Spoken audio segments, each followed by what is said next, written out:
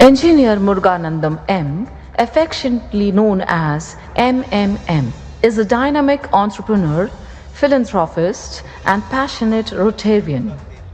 With over 3 decades of expertise in supply chain management, he is the chairman of the Excel Group, overseeing the diverse sectors like logistics, renewable energy, healthcare, and agriculture.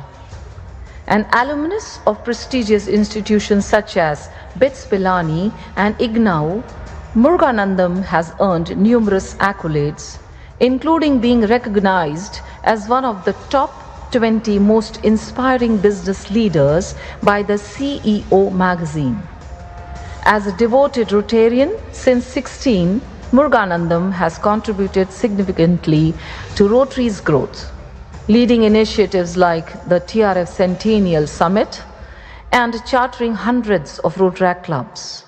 He is a major donor and a proud member of the Arch Clump Society.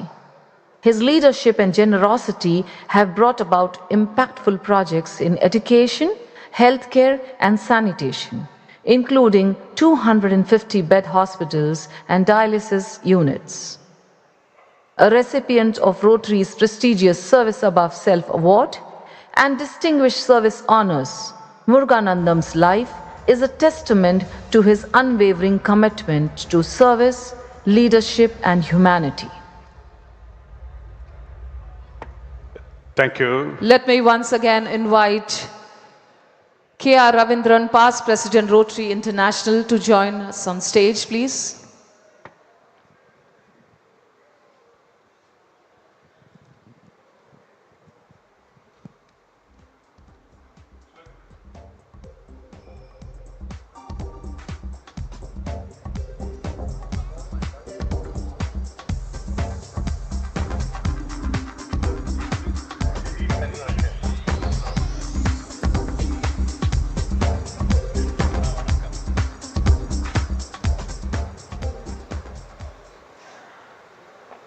Friends, good afternoon.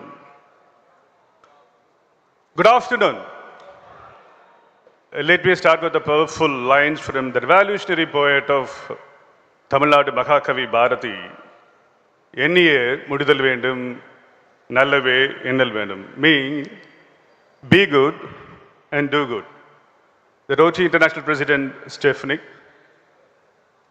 the past, present, and future leaders, the session speaker, Mr. Sunil, and past Rotary International President K. Ravindran, the fellow Rotarians and friends. Good afternoon once again. It is an absolute honor to chair this session on mankind as our business with a focus on the public image of Rotary. Friends, this is a topic that deeply echoes the Rotary's purpose and also its global impact. 2001 President Richard D. King states as one of the 20 reasons to become a Rotarian that the Rotary has no secret handshake, no secret policy, no official creed, no secret meeting or rituals. It's an open society of men and women who simply believe in helping others. He casually captured this essence and gave us one of the most beautiful themes, mankind is our business. The Rotary, to my knowledge, is the most important movement with a powerful story. As Rotarians, we care for our people, we care for our community. We want to resolve the conflict and build the peace. We take action to protect and the environment too. So in simple words, we do everything to keep mankind safe, happy, and peaceful. We can proudly say that we make this world a better place to live. But in today's world, the perception, there's one important word, the perception that drives action. So our public image must reflect this noble mission.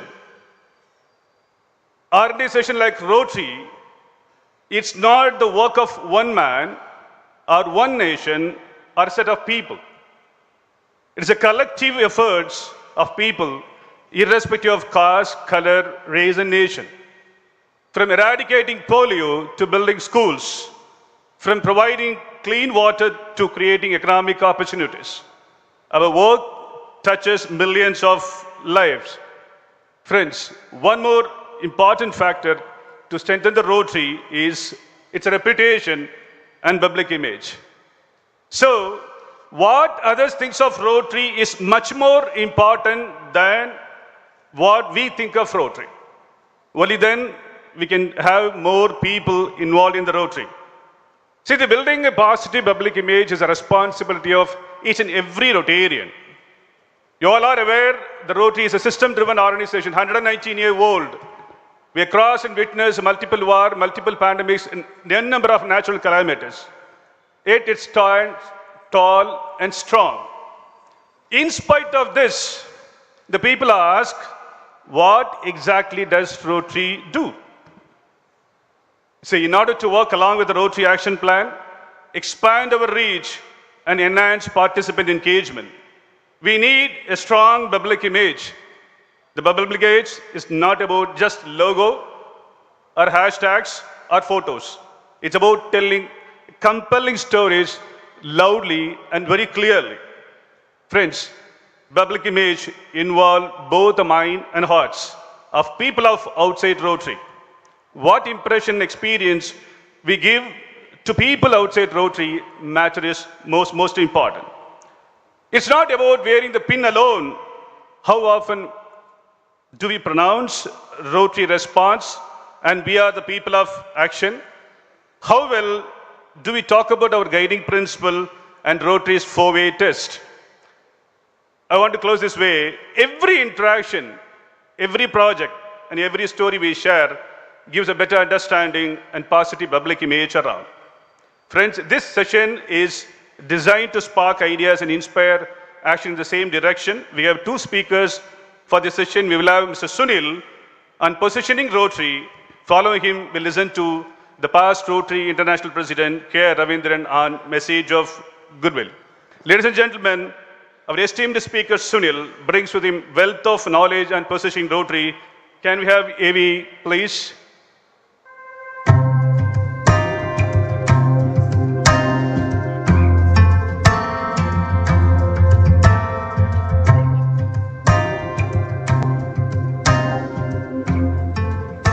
Mr. Sunil V., Director, Motherland Joint Ventures. Starting his career as a creative director at Ogilvy, Sunil V. created the legendary Incredible India campaign in 2002, redefining India's image globally. In 2003, he founded A, which merged with Whedon and Kennedy, where he built Royal Enfield and Indigo into iconic brands. In 2014, Sunil pioneered the Make in India campaign and co-founded the JDH Urban Regeneration Project in 2015. As the co-founder of the Motherland Joint Venture, he launched initiatives like Motherland Superstore and the Common Room Foundation. His creative impact extends to designing Ohio's townhouse hotels and founding Motherland magazine. Continues to influence design, culture, and global arts, leaving an indelible mark on India's creative industry. The friends, let's welcome Mr. Sunil to share his insight. Now, please.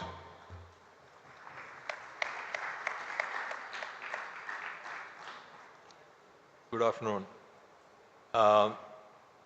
Really, thank you for having me here. I've never been to a room like this. I always talk at creative conferences or some other sort of business enterprise, but this is a really new one.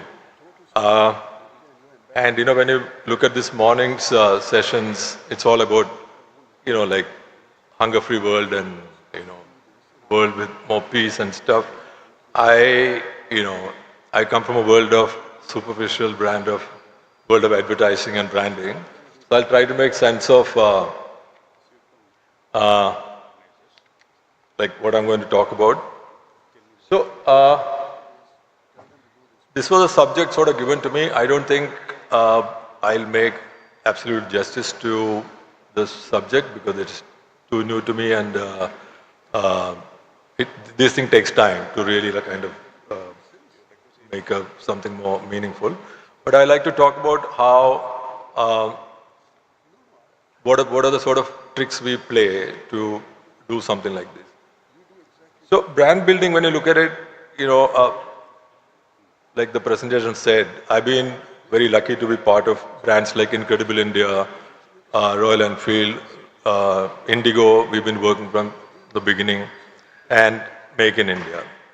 So if you look at the brand world, generally, like if you look at, let's say, 1995 to now, it's gone through massive changes.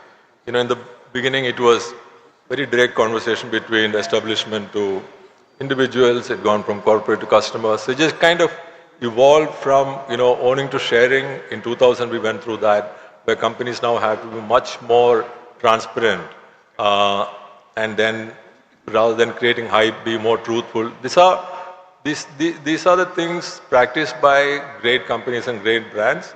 Not that everybody does that. Ego to empathy, opaque to transparency, very big thing now, especially for foundations or organizations like Rotary. And there are some people who have turned this whole branding into pop culture, right? So people talk about Nike. These three words has been turned into like a large, very respected sort of world play by Nike for years and years and years. It was actually started when Nike was launching as a brand rather than just a shoe company. The man on the right, Dan Wyden, he coined the word "just do it." They never had a plan for having this sort of a key line for Nike brand, but you were watching this man on the right, left being hung by the Portland Police Department. And when he was asked for the last wish, he said, "Just do it." So the line was actually picked up from that. The point about that is, how can they take a line like that and then create meaning and energy around that? It's just a simple three words, just do it. How they kind of owned it for a sports shoe manufacturing company, right? Now, if you look at how Nike really for years stayed on top of that, and it doesn't matter whether you wear Nike or not, they are very much part of a popular culture. There are books about it, there are case studies around it. But if you really look at it, what they've done is that they always believed in great collaboration. They always connected to what's happening in pop culture. Whether it's sports, movies, fashion, style, you can call anything. So in 1994, if you remember the movie Forrest Gump, they were part of that. This was one of the most iconic scenes from the film. To 2022, their collaboration with Louis Vuitton and the creative director then. This pair of shoes was sold for 25 million in an auction. So look at the brand. You can buy, Nike shoes for 800 rupees in the market here, but the same brand can also sell something for 25 million a piece.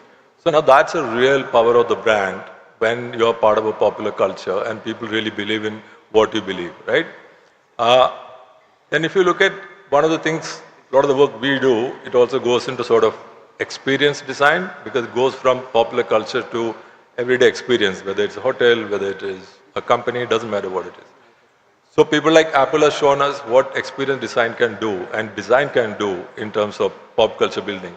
There are people who are taking loan to buy an Apple phone, even if they can't afford basic education, but that's the power of the brand. This is the sort of theory we use when we talk to companies. 50% science and 50% art makes 100% magic, So this is the chart we presented to Indigo even before Indigo was born. This was 19 years back, 1 year before Indigo really launched. We were just still talking to Airbus about it. How to look at the complete customer experience cycle. So each touch point. So when I talk about experience design, this is what I mean. Every little thing, whether it's the food packaging, to food itself, to your check-in counter, boarding pass, everything was reimagined in the case of Indigo. So if you look at it, typically an airline would not look at these kind of touch points for the customers. So every little thing was kind of thought through, whether it's a food. So to make sense of it, I'm going to do a case study film. It's better explained than I would explain. In 2006, the Indian economy was ready for takeoff. India's middle class had things to do, places to be, people to see. With the introduction of low-fare airlines, the middle class was suddenly mobile. Flying was no longer only for the rich. But India's new airlines soon began to make mistakes. Some became bloated, recklessly expanding their fleets and offering extravagant service levels. Others, including India's first low-fare carrier, started treating seats and passengers like commodities. Both approaches were to be proven wrong. Indigo planned to differentiate itself in this commoditized market by offering on-time performance, affordable fares, and hassle-free service. We thought they could stand for all this and more. For us, flying wasn't just about getting from point A to point B in comfort and on time. It was also about all the little touch points that made flying easier and more entertaining. So we devised a no-frills chic passenger experience cycle that would not just be budget-friendly, but user-friendly too. Indigo agreed 100%. We started with a logo. Aimed at first-time flyers, the aeroplane symbolized the brand's function beautifully, aided brand recognition, and gave us a cool graphic device to play with. Next, we defined a slightly irreverent brand tone, deviating from the usual mix of wooden language and cheesy imagery that characterized most airline communications. Once we had the tone figured out, we got down to experience design. We started with the much-loved food packaging and some of the food itself. Since we didn't have in-flight entertainment on board, we figured the passengers would appreciate some entertaining food packaging. We then designed every other touch point so it would work better, look better, and entertain better. Marketing pundits questioned the wisdom of our approach. They said India wasn't ready for good design and that Indian customers wouldn't care about great experiences. We said we'd let the customers decide. After working on the customer experience for a couple of years, we decided to do some advertising. Our On Time is a Wonderful Thing campaign replaced the much ridiculed Indian Standard Time with a brand new benchmark. Indigo Standard Time. Our pilots take off on time. People get to meetings on time. We get our work done on time. And when we get our work done on time, we become the world's most powerful economy. On time. On time is a wonderful thing. The campaign was hugely popular. Members of the media and general public enthusiastically endorsed Indigo's claim. When Indigo went international, we literally made a song and dance about it with the world's first runway musical. Every time we fly, we will ensure that you will land on time. In just 8 years, Indigo went from newcomer to contender to market leader and became the only profitable airline in India. Everybody from students to CEOs switched to Indigo. The world's biggest democracy was now home to the world's most democratic airline. And the world noticed. Today, Indigo is seen as a symbol of Indian excellence, proof that we can build a globally competitive brand in a notoriously difficult category. More importantly, Indigo has proved that big doesn't have to be boring. Indigo, India's coolest airline. So anyway, as the film says, Indigo went on to become like this really iconic brand and very much part of the popular culture. The other brand I want to talk about, I think most people are aware of, familiar with, it's the Incredible India campaign. Again, it was, started as one of the first initiative like this done by any government. And the time when we started, the tourism was completely down. 9/11 had just happened, and there was a massive embargo against anyone traveling this part of the world from the West. Completely wrong time to start a campaign like this. But with the image shift and the messaging and pivoting from the kind of snake charmers India to this kind of without losing the essence of the country, essence of our culture. We are able to kind of frame the brand very aesthetically, and it kind of really worked very well for us. And this is some of the work we done 2006-07 when, the confidence level of Indian, economy was just lifting up. Some of the messages like this, not all Indians are polite, hospitable, and vegetarian. It's almost like making fun of us, but a very confident, very, very confident tone. Don't panic, there's always rebirth, right? So this is India sort of showing we sort of arrived on the world stage and we're a little more confident than we used to be. This is something we did in London at all the tube stations. So whole bunch of work, something we've done in LA using movie names but our images. So what you will see is this sort of image shift, framing of the same thing. There's an aesthetic shift. That's what is seeming to kind of work for us. And then we did a whole bunch of experiences. Again, talking about experience design. Every time we took the campaign outside the country, apart from the regular brand work, which you see on billboards and magazines, what worked for us is actual experiences of our country, showed in places like New York and Berlin. And to quickly talk about Make in India, the original brief to us, at least to me, from Mr. Amitabh Kant, who was the Secretary of Industries, was to think about an idea for foreign investment and better quality manufacturing push. Two completely different things, but we were thinking, what do we do with it? So we thought, the most important thing is to create a platform rather than an advertising campaign. A campaign can come and go, but a platform will stay on. So we actually worked on the platform to really build two different things, but also to kind of work with all the states and all our, ecosystem to push an idea like that, right from Prime Minister down to every, stakeholders in the country and around the world. In 2013, India's growth rate had fallen to its lowest level in a decade.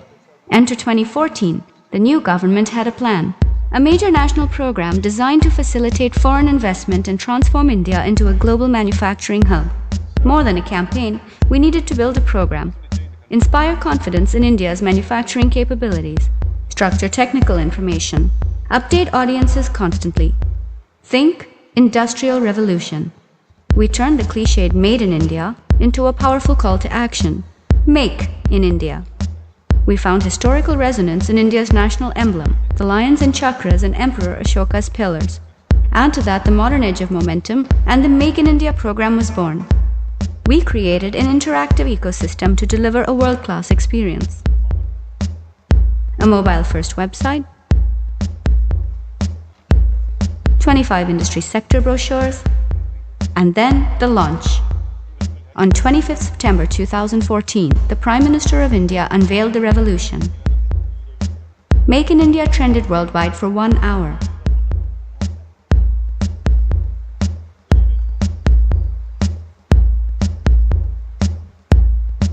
And the surge continues. At the 66th Annual Republic Day Parade, our mechanized lion made a show-stopping appearance. Make in India has featured in every prominent news publication, national and international, on radio and TV channels. It has garnered over 3 million Facebook fans, 5.7 million website page views, and within the first month alone, $105 million in earned media for domestic publications. Make in India is everywhere. It is now a visible part of popular culture. Today, the world's largest democracy is fast becoming the world's most powerful economy. So we continue to kind of, have the presence of the lion and Make in India in every country we operated in. This is something it's still there at Hanover, Messe as a gift from a Prime Minister to them, a 24-foot lion. And then, this is something that was done in Bombay. The point is that can design and art help push for better quality, thinking, better quality brand? Can it affect policy changes? In our opinion, yes, it can. This is all the effect of, if it wasn't done with this level of aesthetics and strength, it wouldn't have reached this level of popular culture standard. So, I mean, when we talk about, all these are fine, experience and, experience design and all that. But if it's not serving a purpose, I don't know what the thing is. But when I look at Rotary and the work which has been done around the world for years, it is hugely impactful. It's fantastic, actually. When we talk to a lot of companies these days, especially we talk about this idea of enlightened enterprise. There are very few private companies who are actually truly enlightened. And Rotary, I believe, is one of that with my limited knowledge. So when you look at the website, like you're involved in a lot of things, polio-free world and, hunger-free world, and there's a lot going on. But I just think, today, especially with so much media noise and consumer sort of cynicism, though a lot of companies are sort of failing to do even 10% of what you do, but it just needs to be better packaged. It needs to create, better excitement around younger people. So I think maybe it's time for, this is just purely a humble suggestion, don't take it wrongly. I think what will help is kind of do a bit of platform shifting and then pivot the brand from, without losing the real essence, what can we do? What are some of the people who have done it well? How did they do that? So one is, of course, building a platform for few things. Other thing is also create few experiences which can actually become something to like really talk about, something very exciting, something where we can collaborate. Collaboration, I think, is the key, because like Nike, a lot of the companies who are now very relevant and very exciting are the companies who kind of stayed on collaborative model. Look at TED. I think they've started, the original foundation been around, but TED Talk, it turned that into a very exciting platform. And TED is now, everyone can own TED, you can do TEDx anywhere, but still TED has that kind of edge. I think that could be a very good example to sort of look at. Other one is RED, for the AIDS work they've done in Africa. Just by a new branding, just by new aesthetics, just by new collaboration. Look at the people they collaborated with. It suddenly became a very sexy foundation. Though they were just doing fundraising for AIDS and trying to eradicate AIDS, but the way the image building was done was very, very cool. Look at political campaign. Look at what Obama did. He worked with a street artist called Shepard Fairey. He's a street painter, and for his campaign that year, he worked with the artist who was famous for doing this Obey campaign. He worked with him. That's when this image of hope and change came up. It has become one of the most iconic political campaign ever. Even today, that is relevant because it is there on every kid's T-shirt, everywhere. No political campaign had this kind of iconic status before, and it is purely an aesthetic call. Organizations like Aga Khan Foundation, look what they do. I mean, they do almost similar work as you do, but just the way it is packaged, just the way it is like, I think the aesthetics playing a very big role. The work they've done in Humayun's Tomb or Sundar Nursery is now one of the best places to visit. Now, there are also foundations we can collaborate with. There are ideas or platforms we can create together with, let's say, someone like Aga Khan Foundation and Rotary.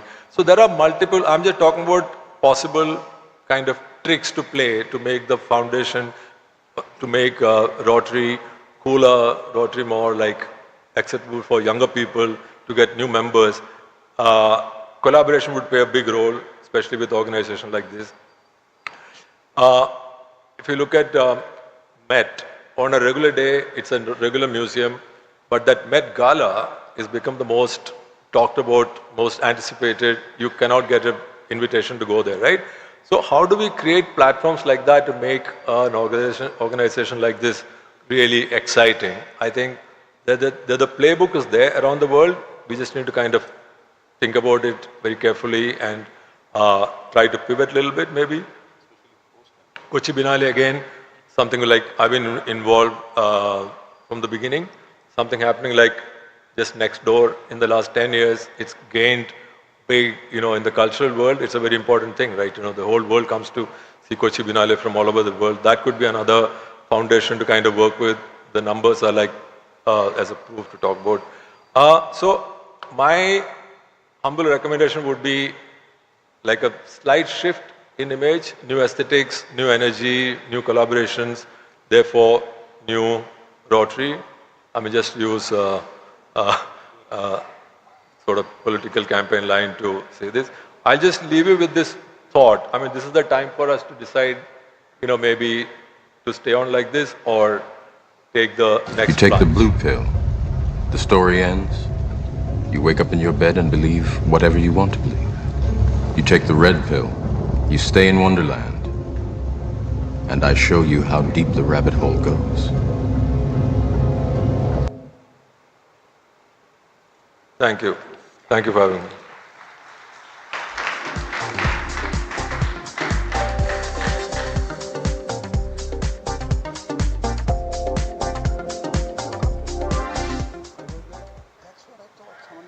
Friends, let's all give a big round of applause to Sunil. Thank you, Sunil, for such an enlightening and engaging session. Friends, let me close this session this way now. Together, let us strengthen Rotary's visibility. Friends, mankind is our business. And by enhancing Rotary's public image, we can inspire more people to join us in this mission, making our business the world's business.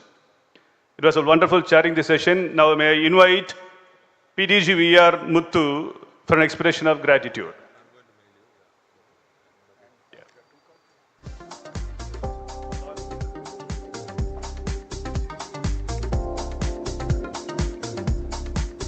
Thank you, Director Triple M.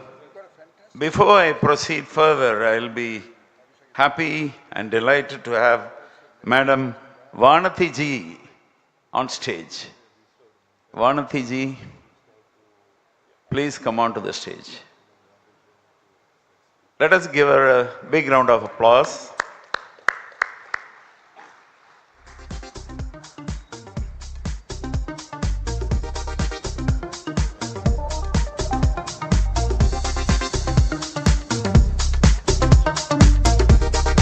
Now it's my privilege to invite our past RA President, Ravindran ji. Please come, sir, for your blessings.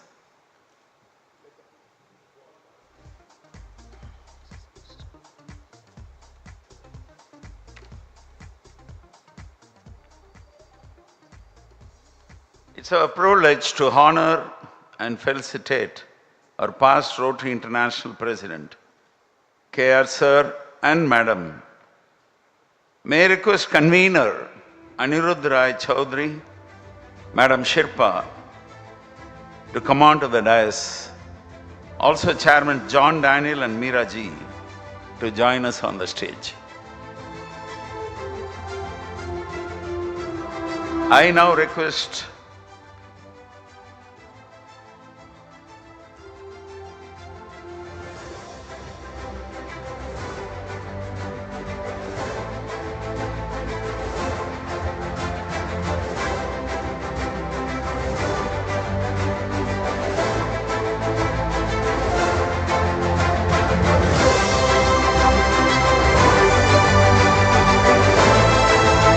Now I request Anirudh ji to present a shawl to Ravindran ji and Shipra ji to Vanathi ji.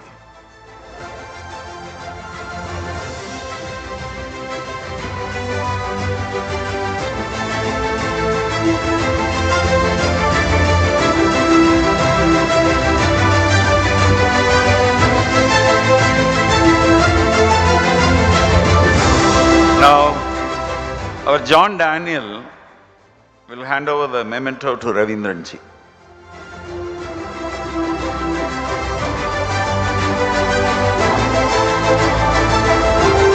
Round of applause, please.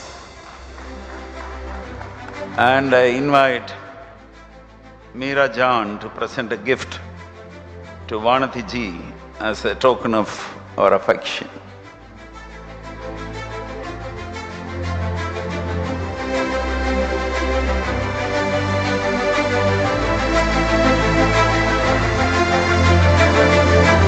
And now we have our director-elect, Triple M, to hand over a floral bouquet to Ravindran ji and Vanati ji.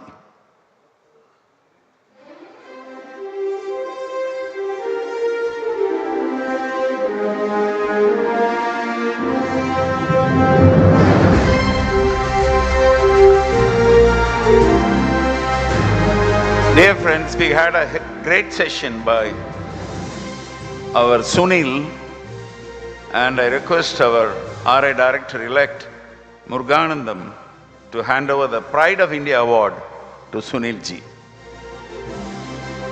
Let us give a big hand, my dear friends, Rotarians.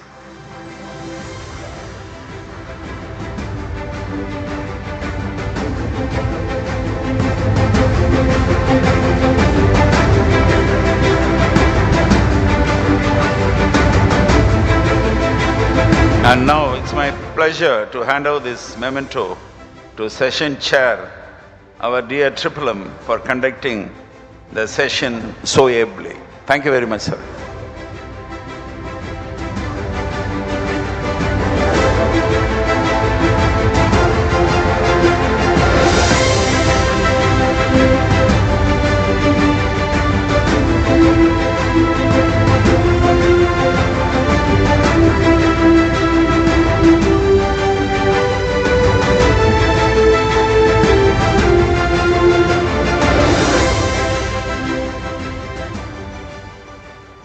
Now we have Ravindran ji for his blessings.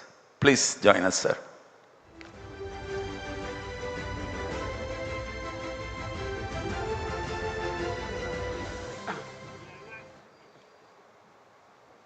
I believe I'm too small a person to give you blessings, but I do appreciate the love, kindness and courtesies that you've shown to us.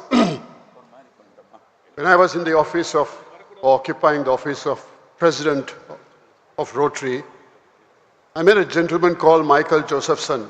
He had come to our building, and he's very well known for his principled, not behavior, the books he's written and his actions. And I've taken his words into me, and I want to share them with you because they're worth listening to. Ready or not, it will all come to an end. There will be no more sunrises. There will be no more minutes. There will be no more hours of the day. Everything we collect, whether treasured or forgotten, will pass to someone else.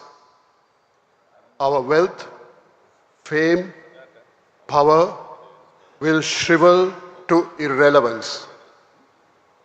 It will not matter what we owned or what we were owed.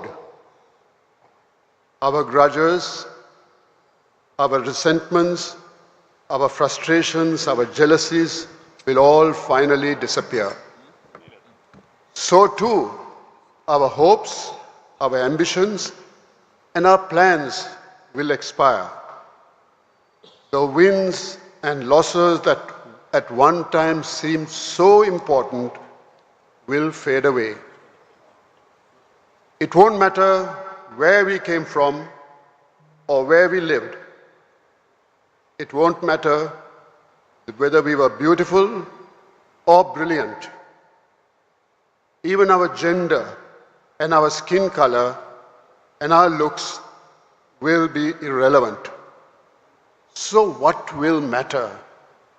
How will the value of our days be measured?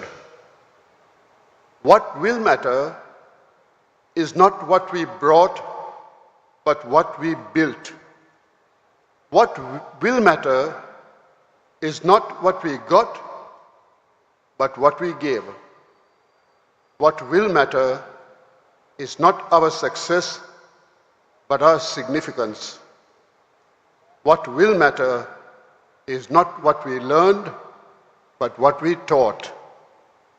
What will matter is every act of integrity, of compassion, of courage, and of sacrifice that enriched, empowered, or encouraged others to emulate our example. What will matter is not our competence and not our character. What will matter is not how many people we know, how many people will feel our lasting loss, and how many people will think of us when we are gone. What will matter is not our memories, but the memories of us, of those who loved us. What will matter is how long will we be remembered, by whom, and for what work. Living, a life that matters does not happen by accident. It's not a matter of circumstances, but a matter of choice. Through Rotary, I chose to live a life that matters. I can tell you two people here whom I have modeled myself on, who live on these lines. Yesterday, someone referred to him as the Lion of Rotary, Raja Sabu. But the other person whom I will refer to is the Mother Teresa of Rotary, Usha Sabu. And they are the people we should try and emulate. Thank you.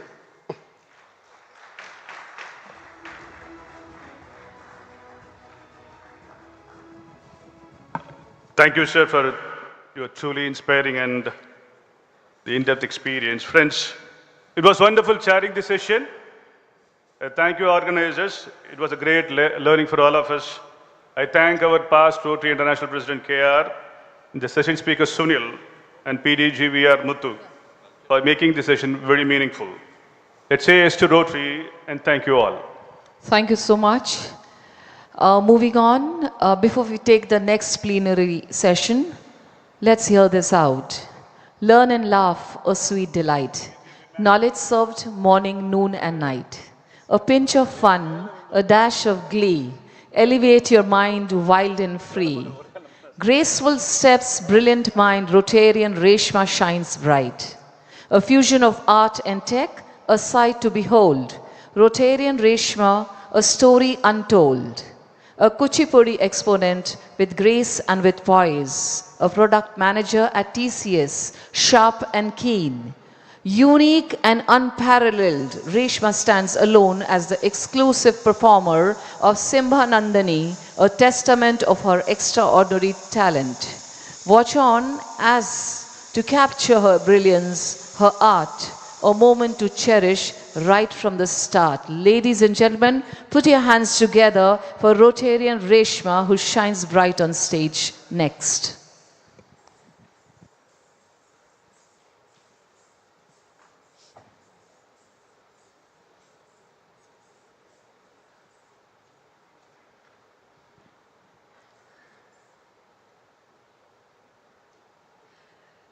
Good afternoon, dear Rotarians. Moving in for a classical dance performance. Dance is a form of art which is communicating in social, mythological, and historical ways. Indian classical dance forms are of Bharatanatyam, Kuchipudi, Odissi, and the like, of which Kuchipudi has a very prominent role in all of these art forms.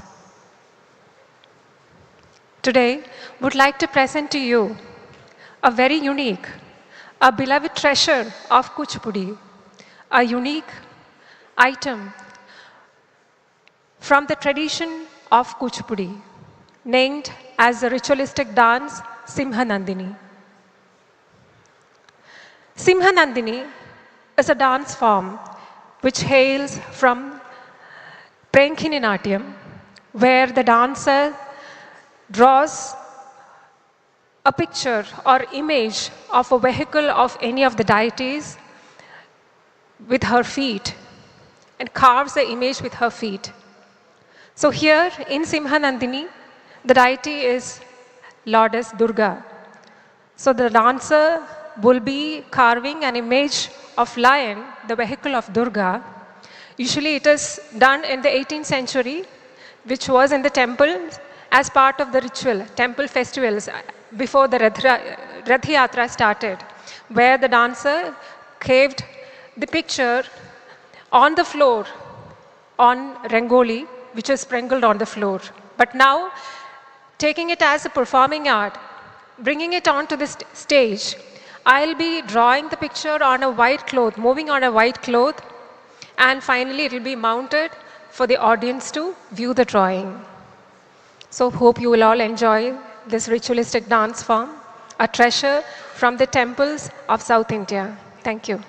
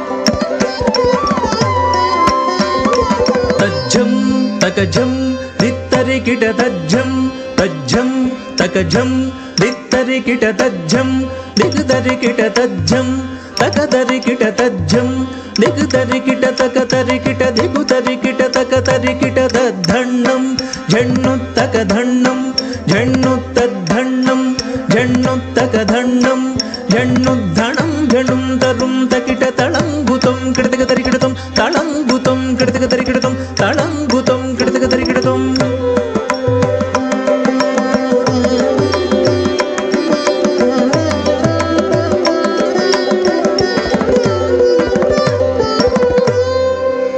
Katyayani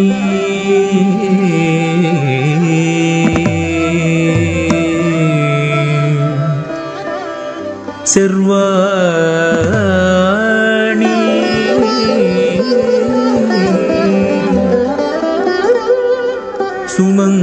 सुमङ्गली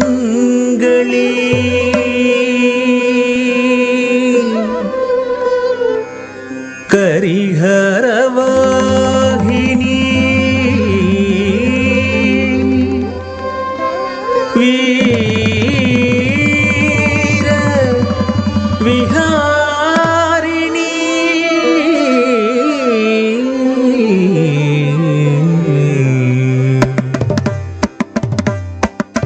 Katyayani सर्वाणि सुमङ्गली करिहरवाहिनी वीरविहारिणी कात्यायनी सर्वाणि सुमङ्गली करिहरवाहिनी वीरविहारिणी कात्यायनी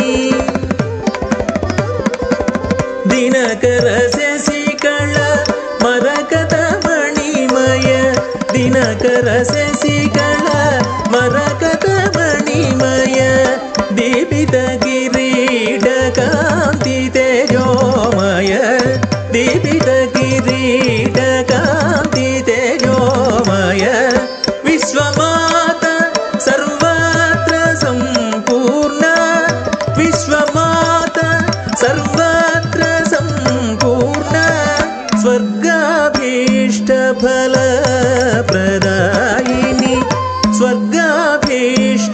సకల ప్రదాయిని కాత్యాయని సర్వాణి సుమంగళి కరిహరవాణిని వీరవిహారిణి కాత్యాయని. తకిట తకది తాకిట తకతోం తకతోం తది గిణతం తా తకిట తక తకిట కిట తకతై తకతై తది గిణతం ది తకిట తకది కిట కిట తకత తకిట తక తకిట కిట తక దణ తక గిడద జణు తక గిడద జణు తక గిడద జణు తక గిడద దణ తక జణు తక దిమికి దాని కుత కిట తక తది గిణతం దాని కుత కిట తక తది గిణతం దాని కుత కిట తక తది గిణతం. చతుర్దశ భువన చతుర్భుజములు చతుర్దశ భువన చతుర్భుజములు త్రేతాగ్నులు త్రినేత్రములవగ త్రేతాగ్నులు త్రినేత్రములవగ ఫెళ ఫెళార్భటి భయద సంరంభ ఫెళ ఫెళార్భటి భయద సంరంభ ఫెళ ఫెళార్భటి భయద సంరంభ కఠోర నఖాగ్రకరాళ దంస్ట్రల కఠోర నఖాగ్రకరాళ దంస్ట్రల పెకల్చి పెకల్చి పేగుల రొదలు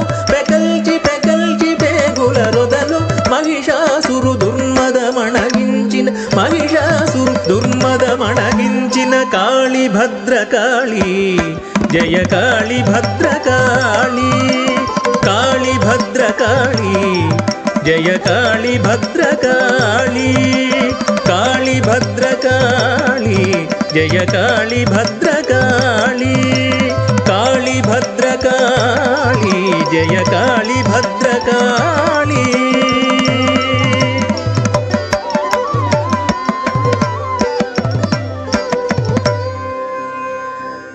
చెంచత్పుటి ప్రతీతాళే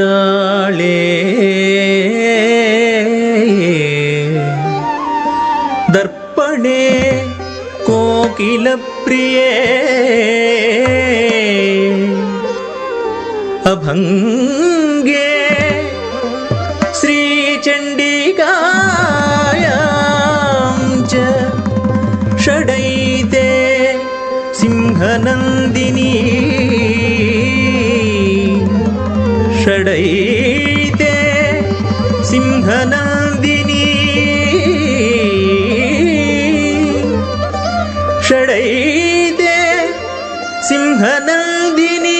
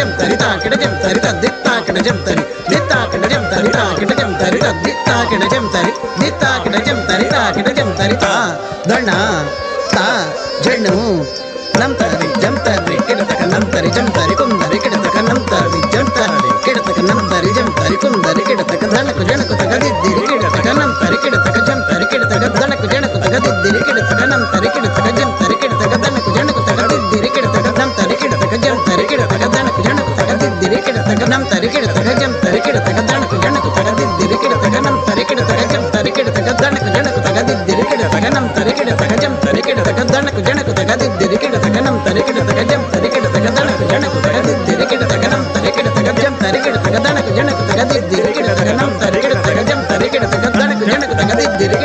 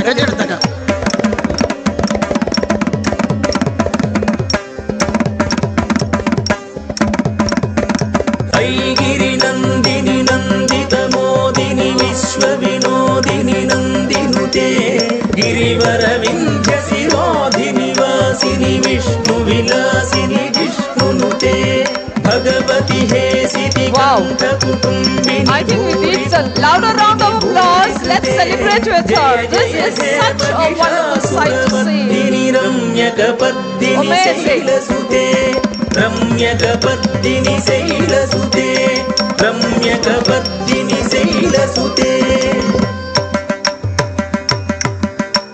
श्रीमन्महादेवुराणि गजेन्द्राणि रुद्राणि सर्वाणि कल्याणि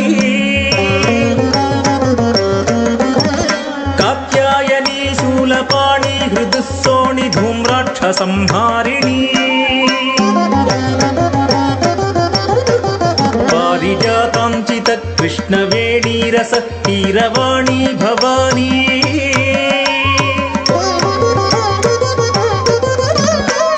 शङ्करी राजराजेश्वरी गौरी शाम्भवी शाङ्करी कालिका सिंहवाहिनी सिंहनन्दिनी सिंहवाहिनी सिंहनन्दिनी नमस्ते नमस्ते नमस्ते तुभ्यं नमो देवी तुभ्यं नमो देवी तुभ्यं नमो नमः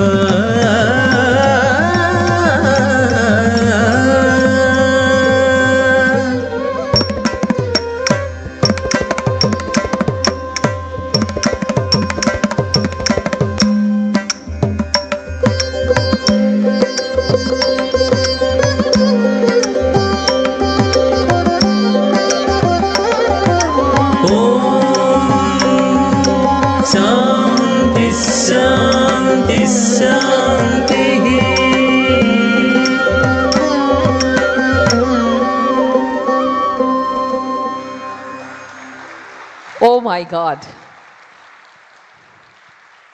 And she is a Rotarian. Ladies and gentlemen, put your hands together once more for this wonderful, mesmerizing performance. Yes, again and again, I feel like, saying she is a Rotarian. I'm so proud of her. Thank you so much. May I now invite convener Arunji to come on stage, Chairman John Daniel to be on stage, and co-chair KOCHI Institute 2024 Madhav Chandran to come on stage, and let's make a moment of offering our token of appreciation, a memento to Reshma. Reshma, please join us back on stage.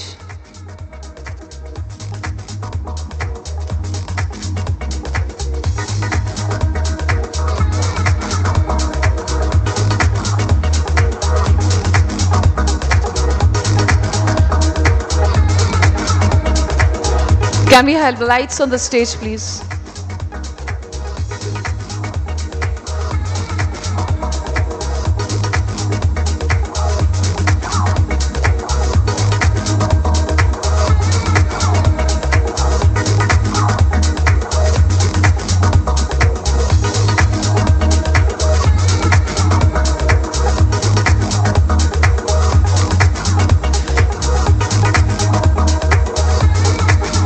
Rotary International President Stephanie Archik on stage.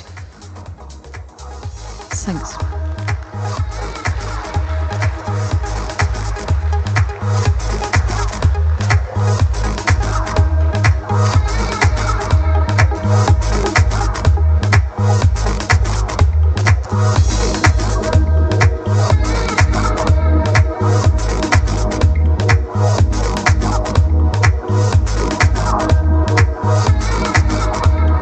Audience light in the audience, please.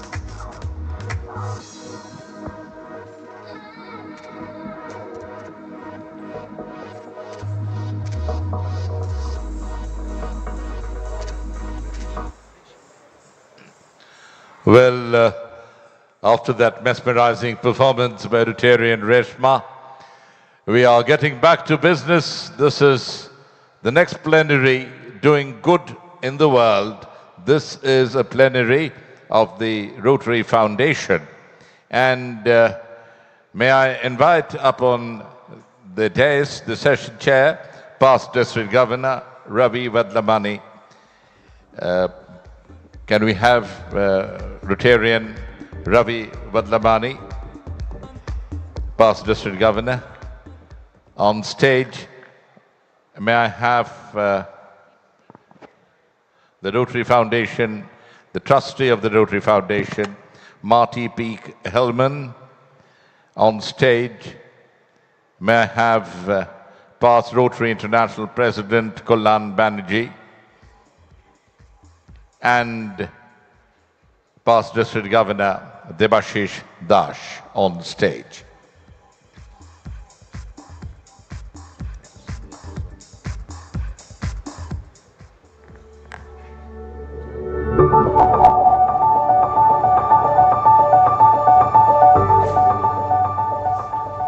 PDG Ravi Vadlamani, past District Governor. Ravi Vadlamani, a distinguished chartered accountant, social entrepreneur and philanthropist, has been a beacon of service since joining Rotary in 1983. A former district governor of RI District 3150, he earned global acclaim as best governor. Good afternoon and namaskar. Good afternoon to the world leader, our President Stephanie, the convener and co-convener of this lovely institute, Anuruddha and Raju, and of course the illustrious past presidents and family of Rotary. An interesting session to all of us, doing good in the world. And I have two illustrious speakers today talking to us on peace. We have all heard Trustee Marty Helman in the last couple of days, and she's going to talk to us on positive peace. And of course, Rotary International past president, one of my favorite Rotary leaders, a long association with him for more than 40 years or 40 plus years. We grew up on Kalyanda, and wherever he used to speak, we used to attend those seminars. And he's going to talk to us about peace. But before that,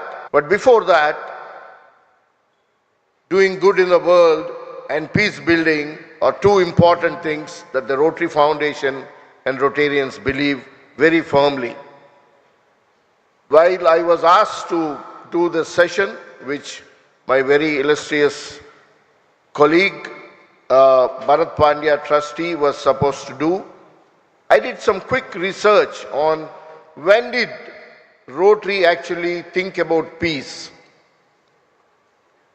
We all think that it was our dear legend in Rotary, Raja Sabu, who brought peace to Rotary through his peace centers. And that is what I always thought. But to my surprise, when I was doing this research, I saw that in 1911, just about 6 years after Rotary was born, we have resolved in one convention saying that Rotarians must use their influence to bring peace between nations. 1911, pre-World War I. And in 1921, in Scotland, Edinburgh, we passed a resolution, and with that brought into the objective of Rotary, where we clearly said Rotary will build international goodwill and peace through its various activities. Long history on peace building, friends. But one of the positive steps in peace building, because peace is such an elusive word, Rotarians say every Rotarian should be a peace builder. When we provide a borewell to provide safe quality drinking water, we are building peace. When we are taking care of a heart surgery, we are building peace. When we are bringing eyesight to the blind, we are bringing peace, building peace. When we are doing our various projects, project after project, we are building peace. And one of the pillars of positive peace, which of course my illustrious speaker Martin will perhaps touch on, is that we will and we are and we look forward to distribute the various resources in equity to the entire world. So Rotarians have firmly believed in building up positive peace, friends. And I would now, of course, request my friends at the console to show some of the things that we can do in doing good in the world and some of the scale which we can build up. Remember, friends, Robert Kennedy said that if one man can change the world, one man can change the world, and every man should try. So I would want them to show some of the scale which we can attain with the Rotary Foundation projects.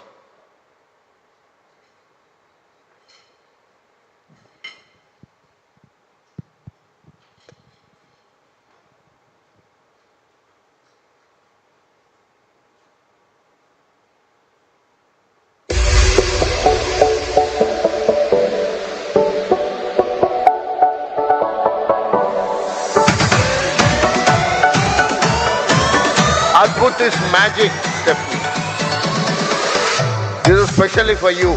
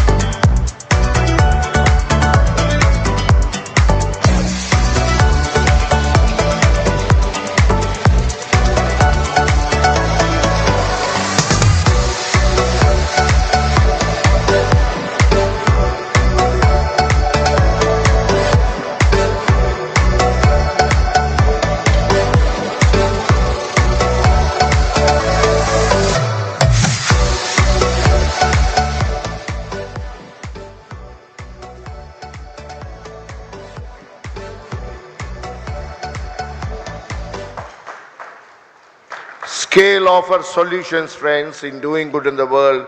And by doing good in the world, we build peace through the world. With that, I would now like to invite our illustrious speaker, Martin, onto the dais to talk about positive peace.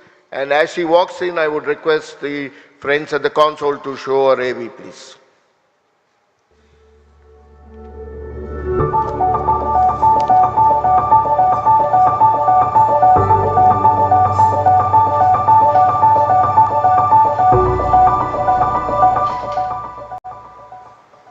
Marty Helman, Rotary International Director nominee for 2026-28, Boothway Harbour Rotary Club.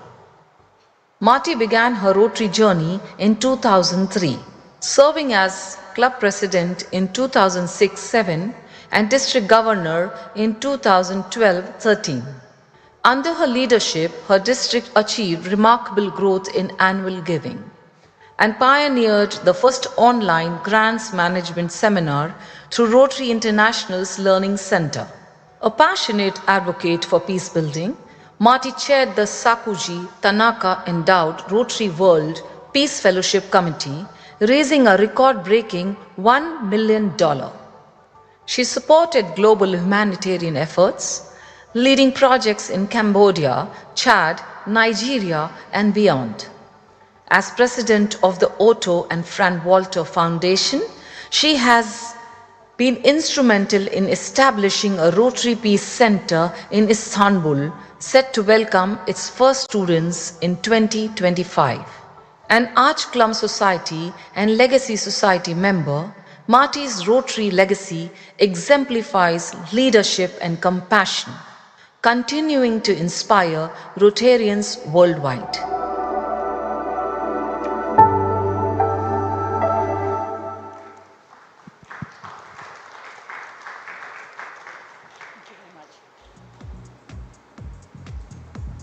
Thank you so much. Yesterday, in her address, President Stephanie talked to us about positive peace. She explained about how peace doesn't happen in boardrooms. Peace doesn't happen between men and women in suits. Peace can only happen on the ground when people feel involved and connected and part of their community. A family cannot be at peace if a mother cannot feed her children, if a father cannot send all of his children to school, both the boy children and the girl children. Basically, a family cannot be at peace unless the parents are convinced that their children have a better chance of a better life than the parents themselves lived. And without peace in our families, we cannot have peace in our communities. Without peace in our communities, we cannot have peace between nations. Without everyone in the community, feeling empowered and part of that community, without a government which is free from corruption, without a sound environment, we cannot have peace. So as just been said, and as you saw in the video, all of us in Rotary are peacemakers whenever we dig a well, whenever we provide a school with books, whenever we work on any of our service projects in any of the areas of focus. Give yourself a hand, you are all peacemakers. But Rotary wanted to do more. And as has been stated, Rotary has always been a leader in the idea of international scholarships. We started them after World War I, when the idea was very, very new. We continued them after World War II with the Ambassadorial Scholarship Program, which of course morphed into the Ambassadorial Scholarship Program, and now into what we call our Global Grant Scholarship Program. But again, Rotary wanted to do more, and I need to give a call out to past Rotary International President Rajendra Saboo. President Raji was absolutely indefatigable. He believed that Rotary should have a peace university. And due to his leadership in the 90s, in 2003, Rotary opened 6 peace universities. Thanks you for all the work that you did, President. Yeah. As past Trustee Ghulam described this morning, we actually have 2 academic programs in our peace centers. The one that is better known is the 2-year master's, available in 5 universities around the world. And the one that is lesser known was first available in only 1 university, a graduate certificate program. And then something happened in 2018 which changed all that. In 2018, when the Peace Center program was about 15 years old, the trustees took a good, solid look at the program. What are we doing right? What could we be doing better? A solid evaluation, and the trustees realized that we get a better return for our investment dollar from the graduate certificate program than we do from the master's. Well, the reasons are not a surprise. The 2-year master's is a long time in university. There's very, very heavy tuition, less so for the shorter graduate certificate program. And also, because the certificate program is not a diploma program, it tends to be attracted to students who perhaps already have a graduate degree, perhaps they have a family and don't want to spend 2 years in university, they're mid-careerists. And so not only is there less expensive to run the graduate certificate program, but also because they're mid-careerists, shorter time until Rotary gets a return on the investment. Well, I assure you, your trustees all want to see our World Fund money spread as many opportunities as possible. And so the decision was made in 2018 to expand the Rotary Peace Fellow program by expanding the graduate certificate program. The first of the new schools opened at Makerere University in Uganda in 2022 in the midst of the pandemic. It helped that much of the studies are done independently, long distance anyway. And among the things that the trustees had decided was that the new program would be regional. They did this really to differentiate it from the master's program. So in the master's program, students come from all around the world. In the regional program, they could still come from all around the world, but they would be centered in the various regions in which the school is located. In the case of Makerere, of course, sub-Saharan Africa. I didn't really pay much attention to the regionality of the new program. I thought, if anything, Rotary was trying to save money on airfare. I didn't think about it, that is, until I was on a Zoom call, and the speaker on that call was Yinka Babalola, who at that time was Vice President of Rotary International, and Yinka is from Nigeria. And speaking of the new program, the new school program in Uganda, Yinka said that Makerere marked the first time in history that an institution in Africa had been set up to train African peacemakers to come up with African solutions to African problems. Well, as a person of privilege, from a privileged society, I was stunned. And as a post-colonialist, I was inspired. And it was that statement by Yinka that led me to make the phone calls, which led eventually to the gift to support the Otto and Fran Walter Rotary Peace Center, which, as you've heard, is opening next month in Istanbul, Turkey, at Bahçeşehir University in that city. And so now, Rotary is embarking in peace directly in the Middle East, the area of the world that I think we can all agree is probably most impacted by violence and sectarian issues. But there is more. As you've also heard, the third such center will open here in Asia in 2027. And in just a few months, the trustees will decide which university it will be, either one in Seoul, South Korea, or one here in Pune, India. And we'll all know the answer to that soon enough. But wherever it is, again, it will be a center designed to train Asia peacemakers to come up with Asian solutions to issues that affect Asia most. Now, you've heard a lot of talk about the Rotary Peace Centers. You've heard a lot of talk about positive peace. I thought you'd like to meet a Peace Fellow. And so I'd like to introduce you to Stephanie Woolard. Stephanie grew up in a privileged family in Australia, and when she finished her own 4-year university, she gave herself a vacation to Nepal. And she had a good tourist time in Nepal. And on one of her last days there, she was in the market, and there was a woman who was begging. And the woman attracted Stephanie's attention for some reason, and Stephanie ended up following the begging woman home, except that the beggar woman didn't have a home. And Stephanie found herself in a lean-to with a total of 7 women, all mentally, physically disabled, living together, supporting themselves through begging. Stephanie decided that somebody should do something for these women, and so she went with them back to the marketplace, bought some craft material. And the idea was that the women would make crafts, Stephanie would sell the crafts in Australia, and send the money back to Nepal to help the women support themselves. If Stephanie were here, she would tell you she made every mistake in the book and made up a few mistakes on the side, but she learned. And today, the NGO that Stephanie started, 7women.org, provides women who are throwaways in their society in Nepal, provides them with literacy training, with vocational training, and 5,000 women have become supported through 7women.org.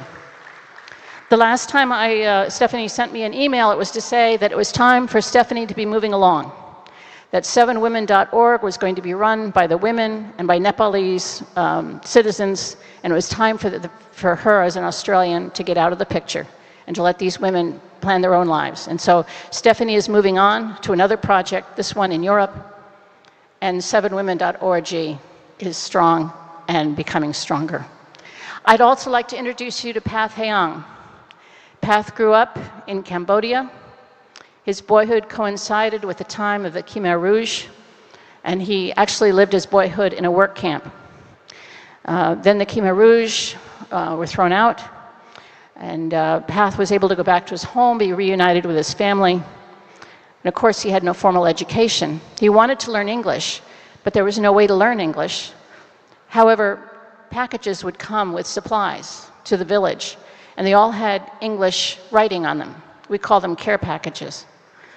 And there were two elderly ladies in the village who dated from the French Indochina days. And so those two ladies told Path the English cognates from the French words, and that is how Path Hayang learned English. Eventually, he caught the attention of Rotary. He went to the master's program in Australia. And today, Path is back in his native Cambodia.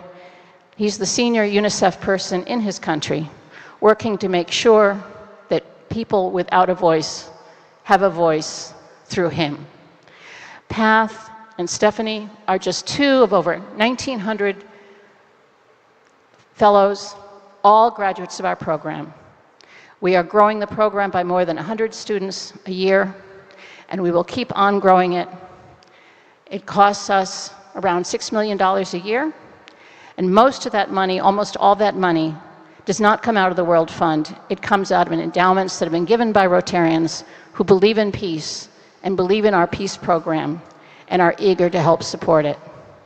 And as long as I'm a Rotarian, I will continue to support it because it is my passion in Rotary. But whether you support the Rotary Peace Center program or not, remember that we are all peacemakers through the work that we all do every day, every time we dig a well, provide a textbook, or give a child a vaccine. Thank you very much.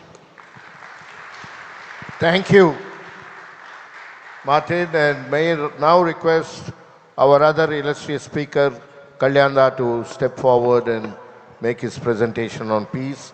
And as he walks to the podium, may I request his AV to be shown.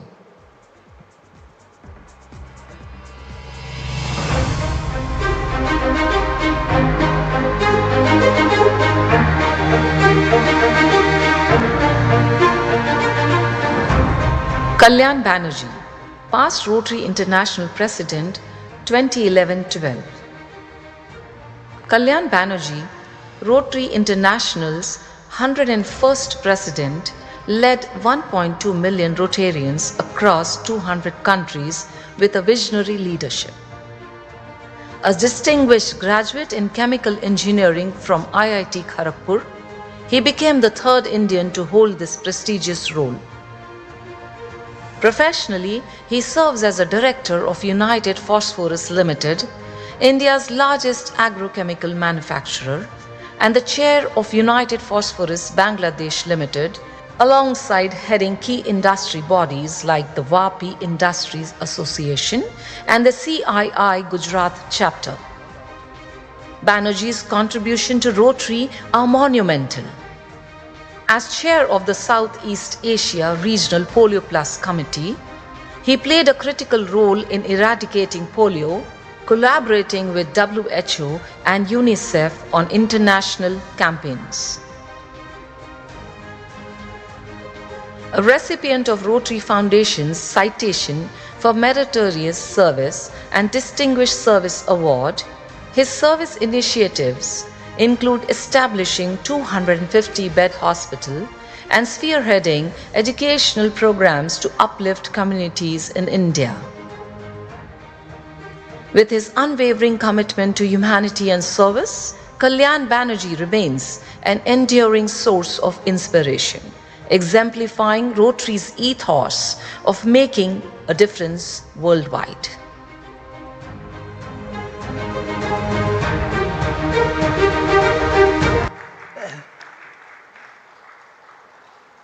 All right, President Stephanie.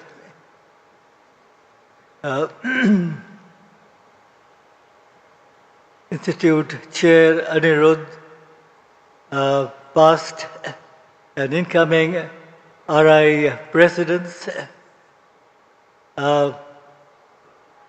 past, incoming and current directors of Rotary, and my brothers and sisters in Rotary, good afternoon. It's a pleasure to be back in Kochi for another institute this year, and I say another because I've been here in Kochi for about 3 different institutes in the last 20 years or so. And the first had been in 1995 when I'd been serving as on the RI board in my first year as a director. Peace is what I really wanted to talk about this afternoon. On September 21, 3 months ago, the UN celebrated the Day of Peace, as it has done every year. And this year, it was done on its 20th anniversary. But as I reflected, I thought we needed peace every day, not just on one International Day of Peace. Why do I say that? Well, because 70% of the world's almost now 7.5 billion plus people live on less than $2 a day. 15,000 individuals die each day from hunger-related causes, with almost 1 billion suffering from malnutrition worldwide. Because more than 1 billion people have no access to safe drinking water, still, that you and I can draw by just opening the taps in our bathrooms, because yet another 1 billion, 2/3 of them women, cannot read or write, because currently some 20 significant armed conflicts are raging underway in different parts of the world, with 300,000 children pressed into combat as well, because these conflicts have rendered 37 million people homeless or living mainly as refugees even in their own homelands.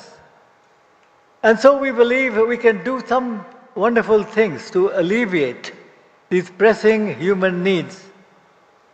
With the money you give in Rotary's 100+ years of existence.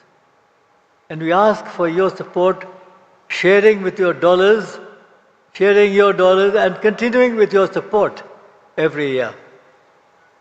You know, to most Rotarians, even in developing countries, $100 is not a great deal of money. It may mean just a dinner for you and your spouse, and at a good restaurant, or just about a good pair of shoes maybe. But out there, in the real world, it can mean the difference between hope and despair, between life and death itself. So permit me to quote from the former UN General Secretary Kofi Annan's speech, a speech he had made while accepting the Nobel Prize for Peace in Stockholm years ago. Words which ring no less true even today. Today in Afghanistan, he said, a girl will be born. Her mother will hold her and feed her, comfort her and care for her, just as any mother would anywhere in the world. But to be born a girl in today's Afghanistan is to live under conditions that many of us in this world would consider inhuman. And Afghanistan hasn't changed yet.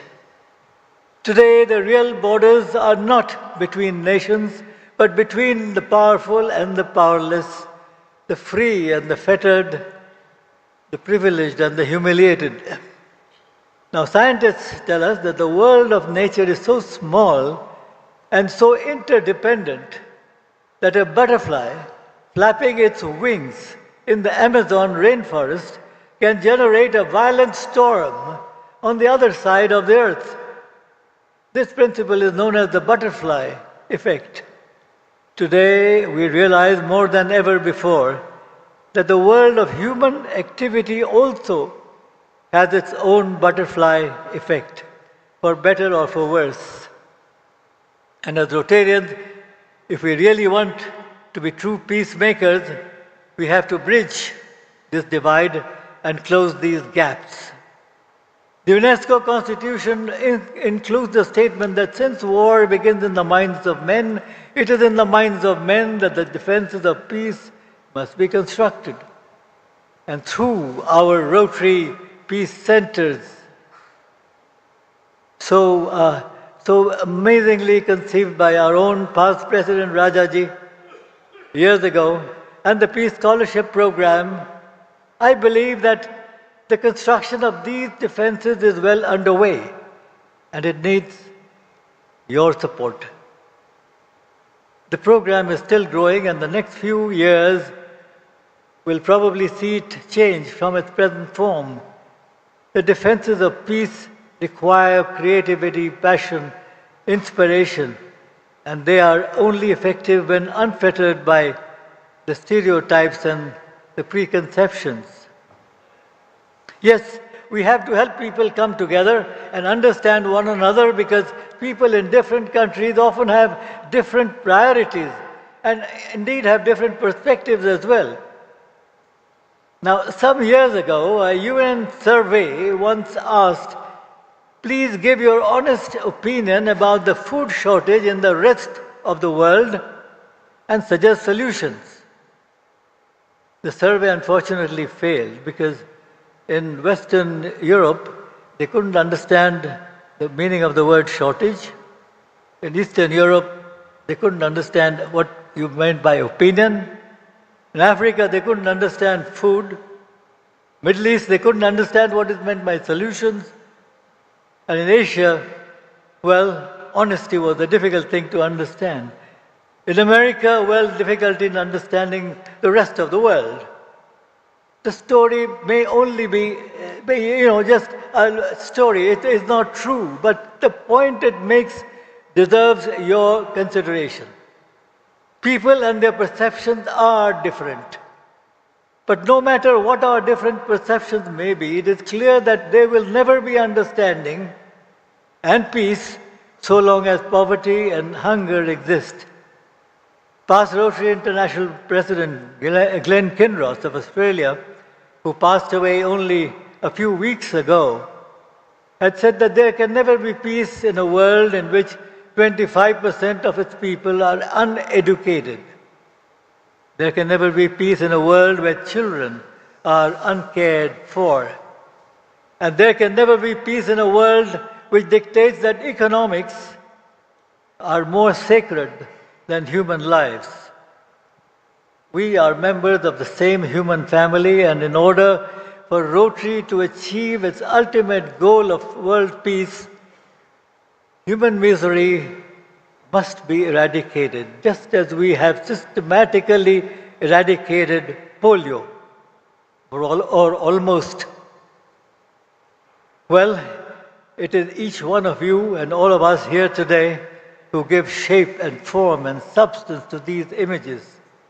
We who refuse to accept the problems, we who refuse to go quietly into the night, we are here today, you and I, because there is more left to be done, challenges to be completed, and stories yet to be given happier endings. We who believe that generosity is giving more than you can and pride is in taking less than you need. We who believe that we make a living by what we get and we make a life by what we give. Yes, my brothers and sisters, I'm sure we are all believers here, and I thank you for giving me your time this afternoon. Thank you.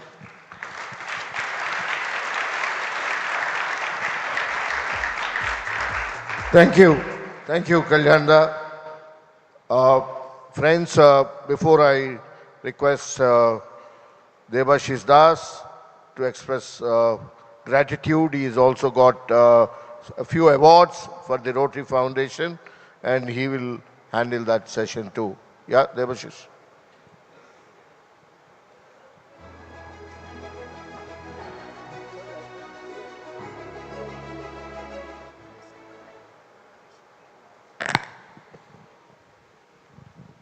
Good afternoon.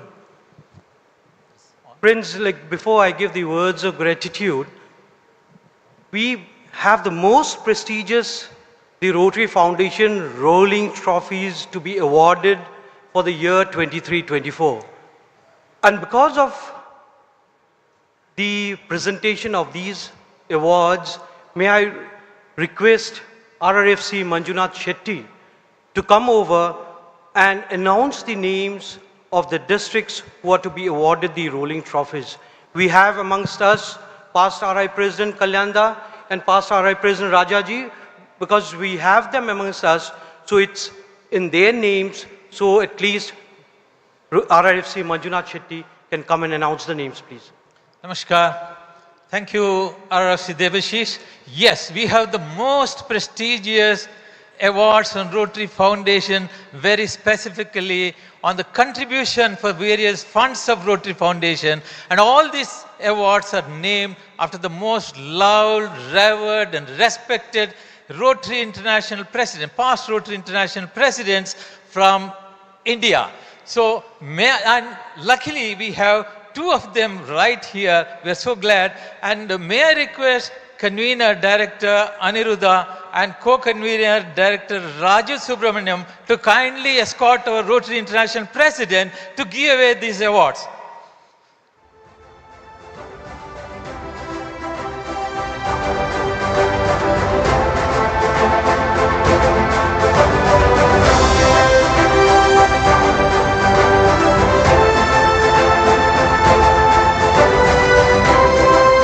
Friends, meantime, the very first award, the biggest award of all, is the total contribution for Rotary Foundation in the year 2023-24. That goes to Rotary District. Any guess? 3141. Yes, Director knows it. And District Governor Arun Bhagava of 3141 Zone 4. Also request EMGA and EPNC of that particular zone to kindly come. Let's have a group photo. Arun Bhagava. Yeah, please come, please come, please come. Yes, EPNC, please join. And EMGA. Friends, give a big hand. Okay, we'll get that. Right, okay.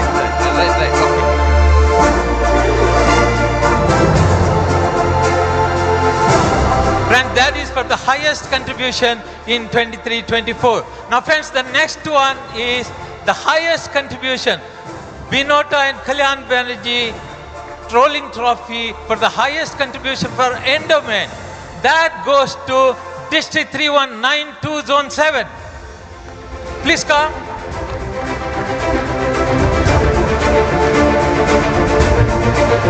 And of course, Srinivas Murthy, please come.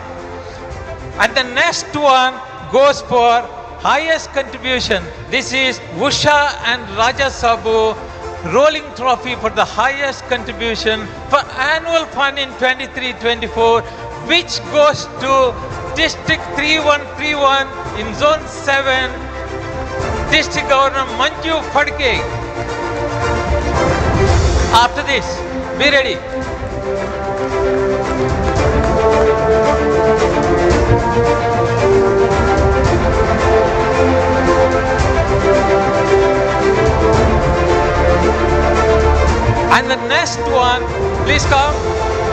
3131. Highest annual fund contribution.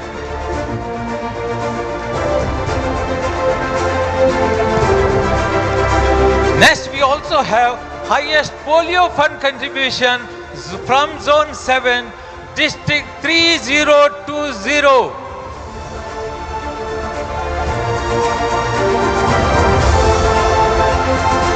That was District Subbarao. Subbarao from 3020. Kindly get ready.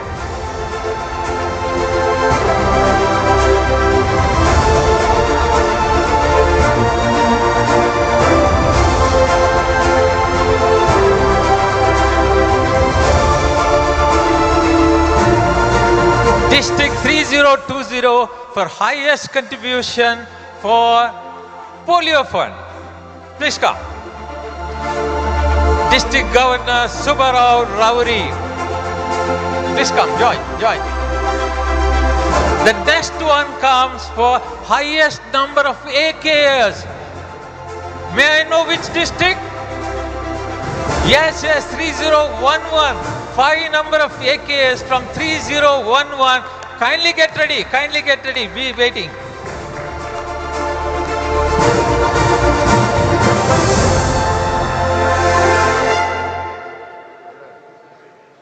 District Governor Jitendra from 3011 for contributing highest number of AKS. 5 AKS in from one district. Let's give them a big hand.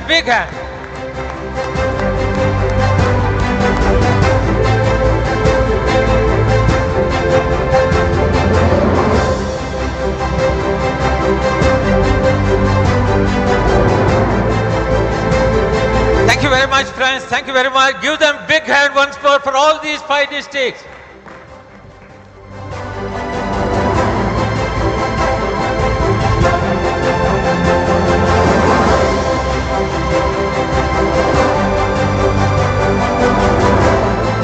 All right, friends, with this, I will ask Devashish to wrap up the session, please.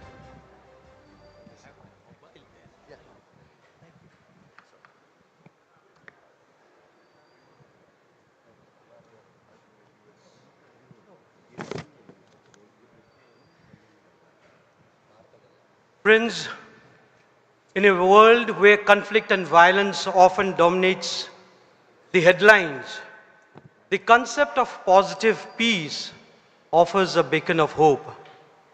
Thank you, Trustee Marty, for showing us a pathway to a more harmonious world through Rotary. Past RI President Kalyan, you are a shining example of Rotary's motto, service of self. And we express our sincere gratitude for your relentless efforts to promote Rotary's values and ideals. Friends, it's our privilege and honor to felicitate past Rotary International President Kalyan Banerjee and Trustee Martha at this session. May I request Convener, past District RID Anirudh Rai Chaudhary, Shipraji, the Chairman of the Institute, John and Meera, to join us on stage.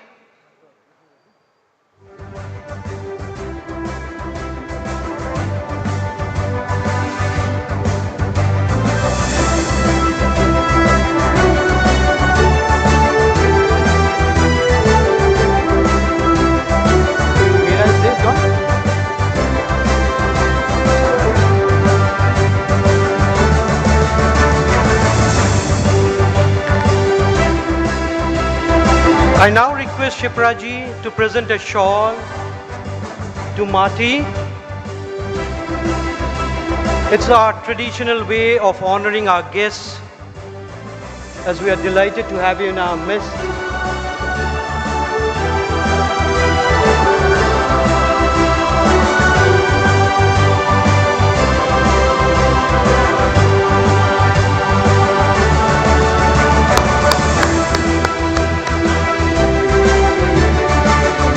I now request RI Director Anirudh Rai Chaudhary to hand over the memento to Marty.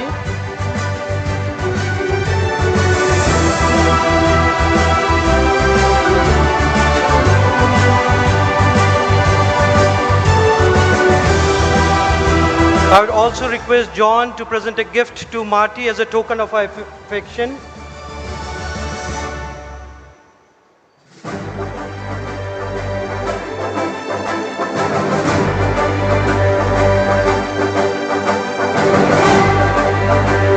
Can I request Shipraji to present the gift to past RI President Kalyanda as a token of our affection?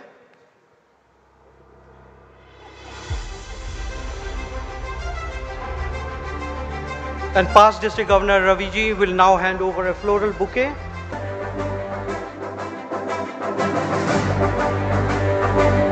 To past Rotary International President Kalyanda.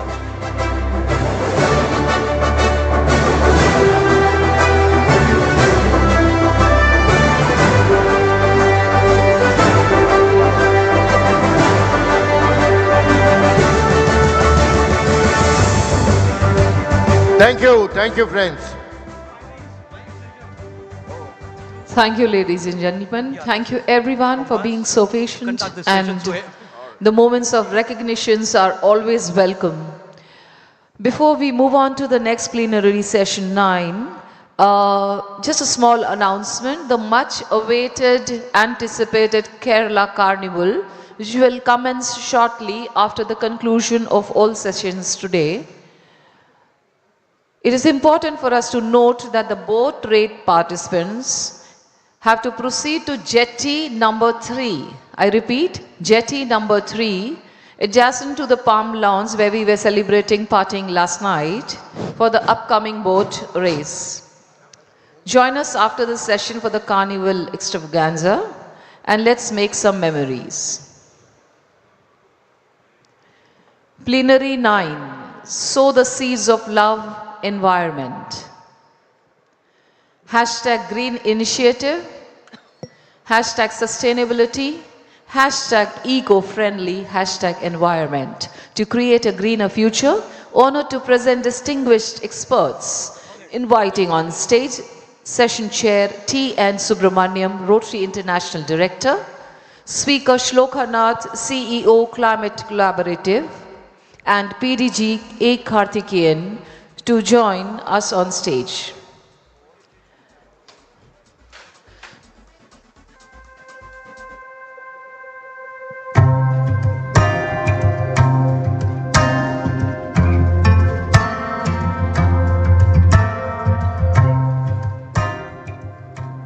T.N. Raju Subramanian, Rotary International Director, 2023-25.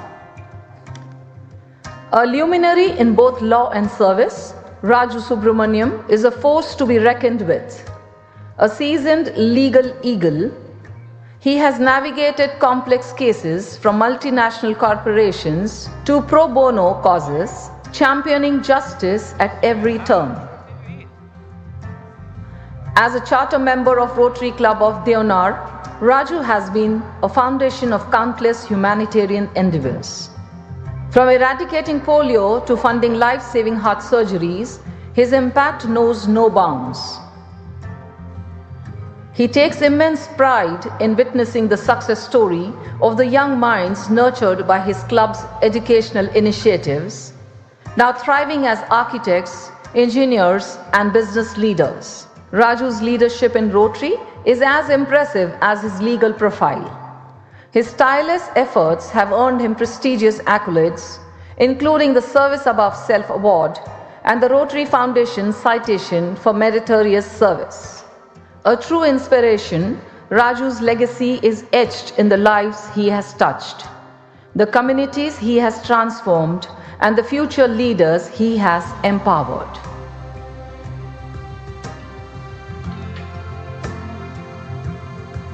Thank you. Good evening, ladies and gentlemen. As this session progresses, we need to realize that you and I together, have been late in the start of preventing the natural ecosystems to be degraded, resulting in the global impacts of global warming.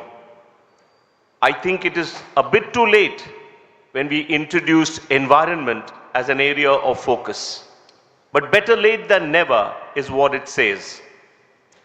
Climate change, global temperatures and weather patterns over time occurred naturally through Earth's history. Recent decades have accelerated global warming due to your and my activities, the human activities, especially the burning of fossil fuels. The increase in Earth's average surface temperature due to the accumulation of greenhouse gases in the atmosphere, a natural phenomena where greenhouse gases trap heat in the Earth's atmosphere, keeping the planet warm. Our activities have amplified this effect, causing excessive warming. The deterioration of the environment through the depletion of resources, destruction of ecosystems, and pollution of air, water, and soil. Imagine 200 lakes in a outstanding city like Bangalore destroyed because of construction activity and collusion between the builders and the government authorities or the municipal authorities, where lakes are covered illegally, resulting in a rainfall causing water to come into the houses when the water should have been filling the lakes of Bangalore. Deforestation, large-scale tree cutting reduces carbon atmosphere absorption and leads to habitat loss. Friends, the fruits that we eat today is not of the trees that we planted, but the trees that somebody had planted for us to ensure that we eat those fruits. Today, it's our responsibility to build those trees, not because we will get the fruits in our lifetime, but for the purpose of building the future of Mother Earth and our generations to follow. The burning of coal oil and natural gas is the largest source of greenhouse gas emissions. Industries emit pollutants and consume large amounts of natural resources. Landfills release methane, and plastic pollution harms marine and terrestrial ecosystems. A world which will probably be causing a disaster much larger than what a nuclear war would probably be. Destruction of mankind and the future of our generations and the prevention of that destruction lies in your hands and our hands as Rotarians around the world to ensure that we protect our environment. And I think if we don't do it today, tomorrow is too late for it to be done. So friends, this is a great session because sowing the seeds of love by protecting the environment means sowing the seeds for the future generations to live a life of peace without too much of damage to the environment and for protection of their lives, which will otherwise be caused by the climate change that we see today. Rains unanticipated at a season when it should not be. Snow at a time when it should not be. Weather changes when the weather should not be what it should be. The drastic changes that we see is a result of our not taking steps at the right time with the courage that we need to protect our environment. With these brief remarks, having interacted with the speaker for the morning, I can assure you she is an outstanding lady, and may we have the AV of the speaker, Shloka Nath, please.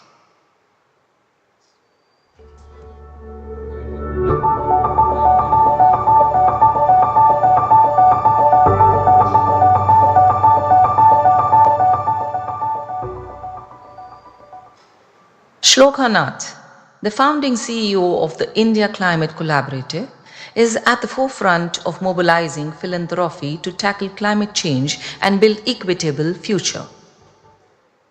At the Tata Trust, she spearheaded transformative sustainability initiatives, integrating climate, energy, and environmental solutions for both people and nature. Her leadership extends globally.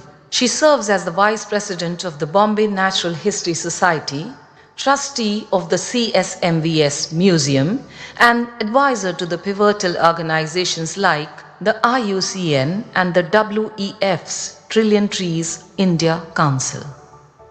Shloka also co-founded the Sankhya Women Impact Funds, blending gender equity with sustainability. A Harvard graduate, journalist, and author, her work reflects a profound commitment to restoring the planet and inspiring action. It's my privilege and pleasure to invite Shloka Nath to speak on resilience. Shloka, your stage, please.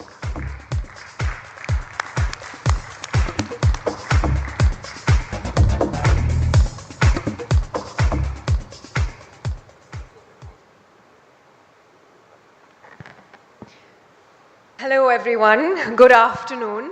It's an honor to stand before you today at the South Asia Zonal Summit of Rotary International. Before I begin, I do want to express my gratitude to Rotarian Mr. Subramaniam, of course, for his kind opening remarks. I want to thank the Honorable Chairman, Rotarian Sandeep Agarwal, the Program Committee, and all the organizers, including Rotarian Paritosh Rungta, for their remarkable efforts in bringing us together today. I do want to say that the Rotarian spirit is truly remarkable, and the reason that I know this is because last night I walked into the wrong hotel, and not only did they not kick me out, they graciously looked after me. And so if I have to say, if that's not the Rotary way of service above self, then I don't know what is. It turns out that I'm not here just to speak. I'm obviously here to test your hospitality standards as well. It's a privilege to share this space with so many distinguished leaders and change makers in this room. Thank you all for the work that you do to make this world a better place. Judging by the awards just now, it's an outstanding number of achievements that Rotarians have contributed. So this is no ordinary gathering. For over a century, Rotary has shown us what humanity can achieve when we come together, not just to solve problems, but to serve each other with kindness and respect and with purpose. Rotary has always embodied resilience, which is of course the ability to rise, to adapt, to bring hope, even in the most challenging circumstances. And as Mr. Subramaniam said, what challenging times these are. Everywhere we look, there is suffering. Our forests and oceans are under siege, species are disappearing, and vulnerable communities, especially in countries like India, are bearing the brunt of the climate crisis. But today, I want us to not focus on the weight of these challenges, but on the resilience that will help us overcome them. Which is why I actually chose this particular cover image for today, a small village shop, its roof adorned with solar panels, harnessing the sun's energy to power the dreams of a community. I can't think of a better image that so beautifully embodies the essence of resilience, a commitment to adapt, innovate, and thrive in the face of adversity. Resilience is not just about surviving, it's about finding meaning and strength in adversity. It's about rising to the occasion when the odds are against us. And it's about creating a foundation of hope, one that is strong enough to withstand the storms ahead. At its core, that is also what we are trying to do through our work at the India Climate Collaborative. The ICC is about bringing people and resources together to fund and support transformative projects that combat climate change in India. We encourage Indian philanthropy, businesses, and organizations to invest in climate solutions, whether that's helping farmers adapt to changing weather, promoting renewable energy, or preserving forests and biodiversity.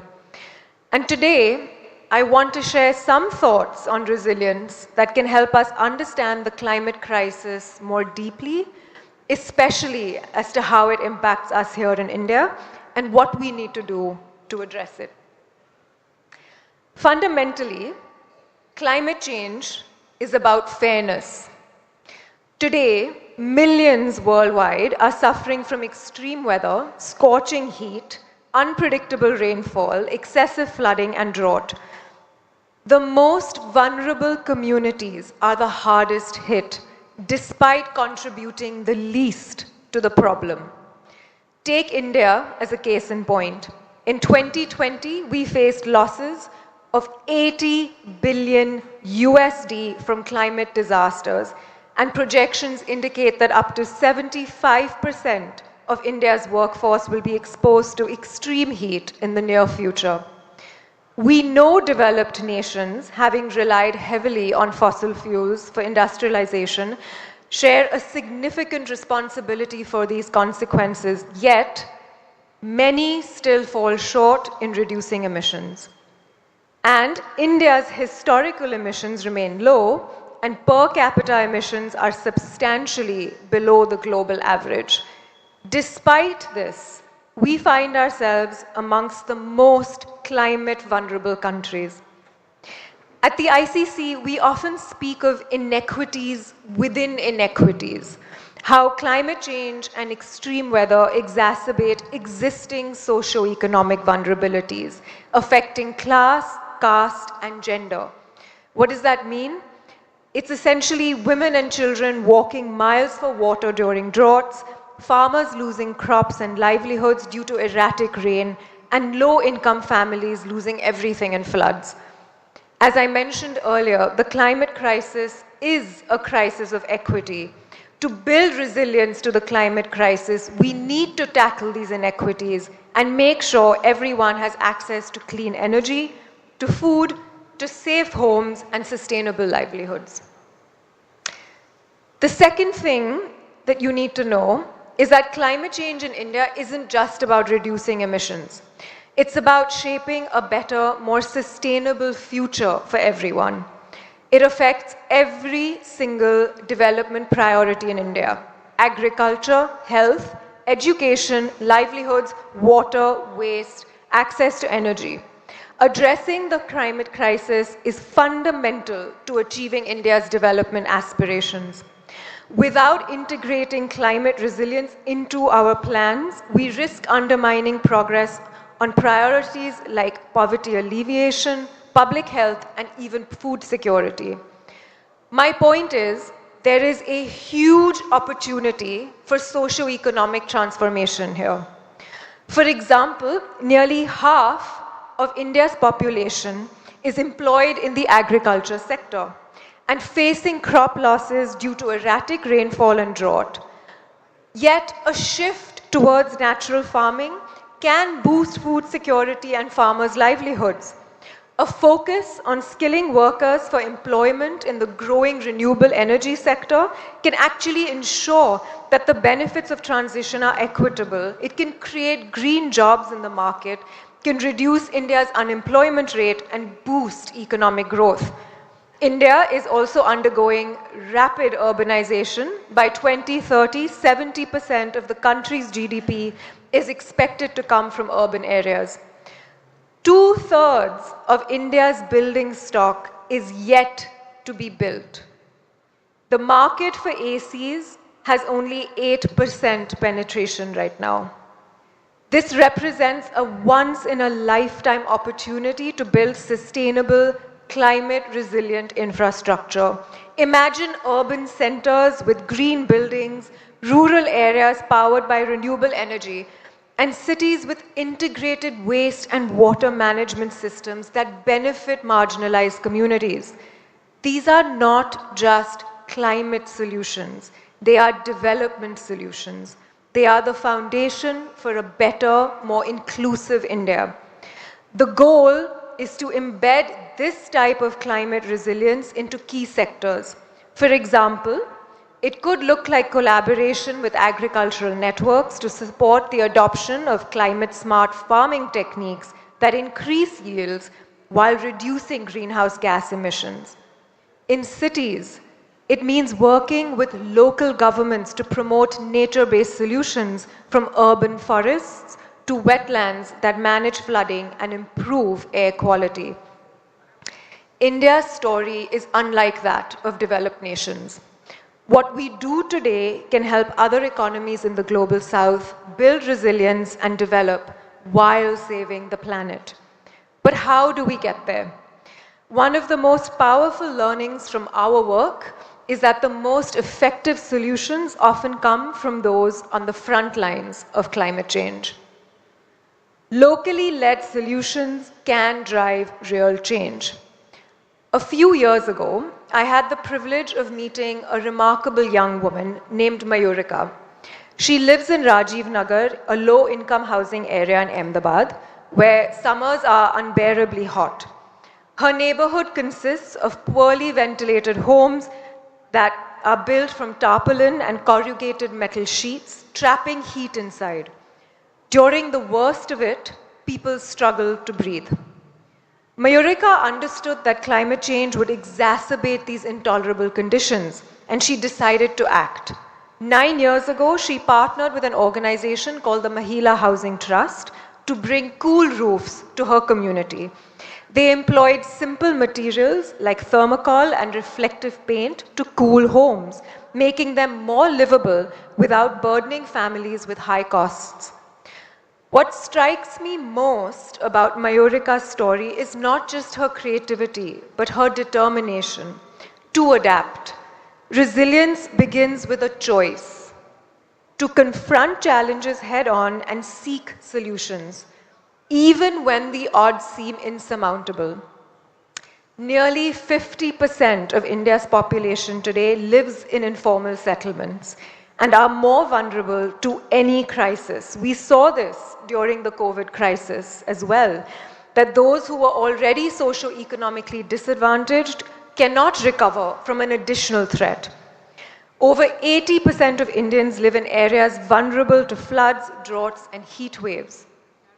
Over 215 million people in urban settings are currently estimated to be at high risk due to a lack of access to cooling services, of which 120 million of those are women living in poor urban areas and urban slums. For a country like India, adaptation is not optional. It is life-saving and urgently needed. But adaptation transcends mere survival. It affirms dignity. It's a declaration. I will not let this crisis define my future.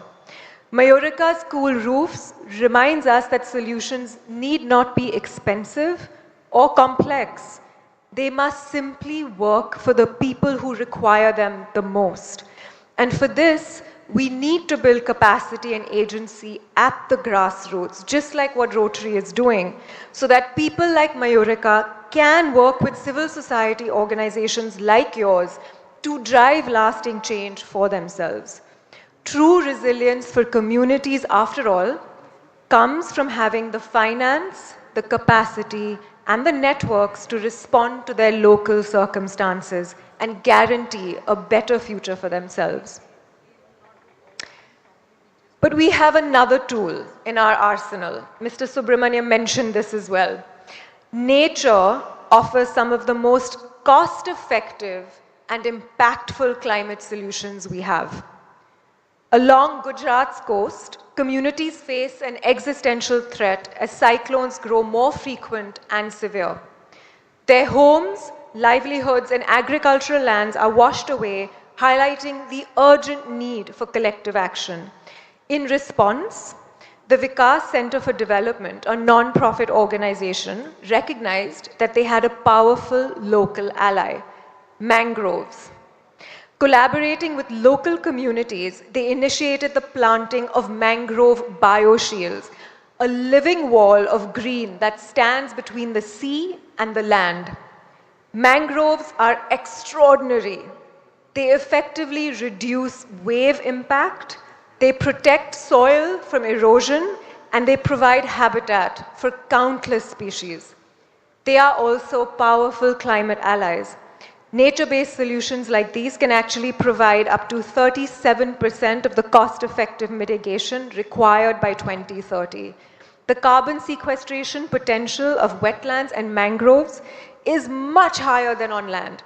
Mangroves can sequester 4 times more carbon dioxide than tropical forests.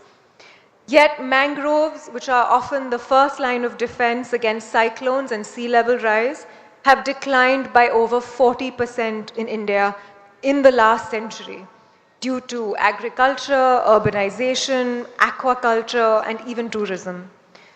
So Vikas's climate solution is a commitment to actually revitalizing nature as well as we battle the climate crisis.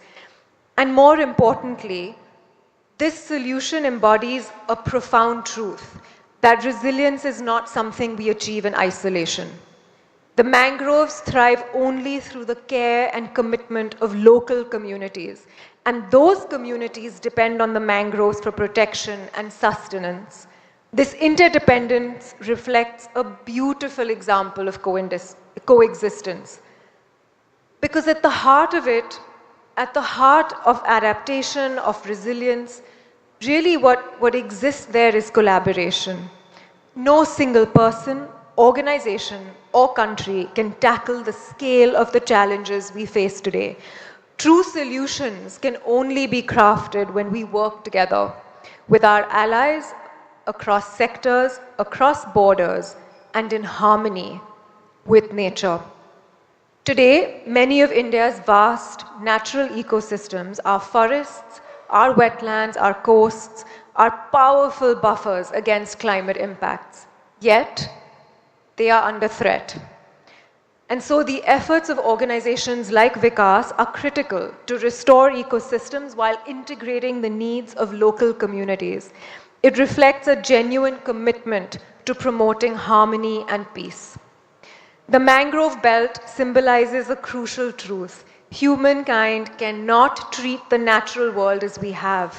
What is beneficial for nature is often essential for our well-being. We are intrinsically linked to the natural environment, and the only path forward through today's climate and biodiversity crises is through the acknowledgement of this interdependence.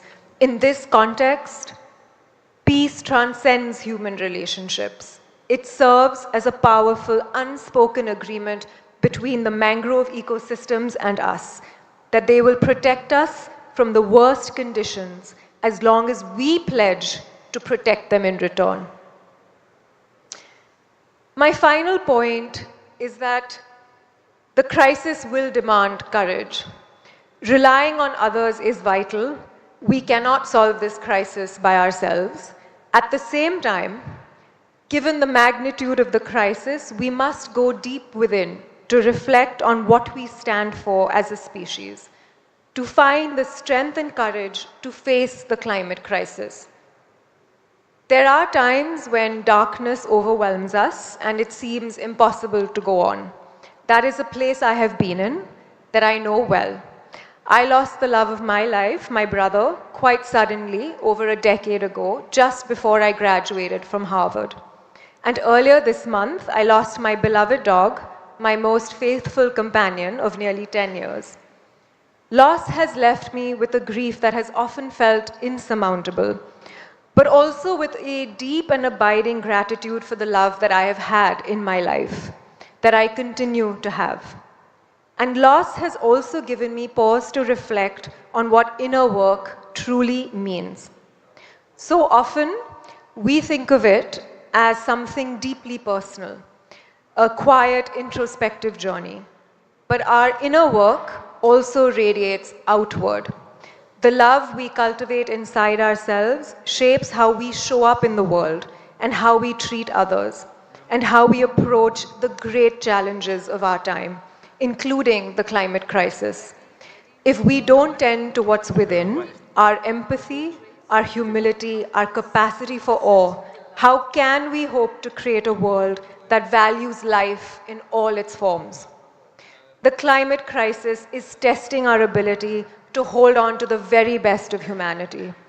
If we ignore how we consume, how we eat, travel, build, and live, if we do not confront the trajectory of humankind with honesty, we cannot aspire to create a different world.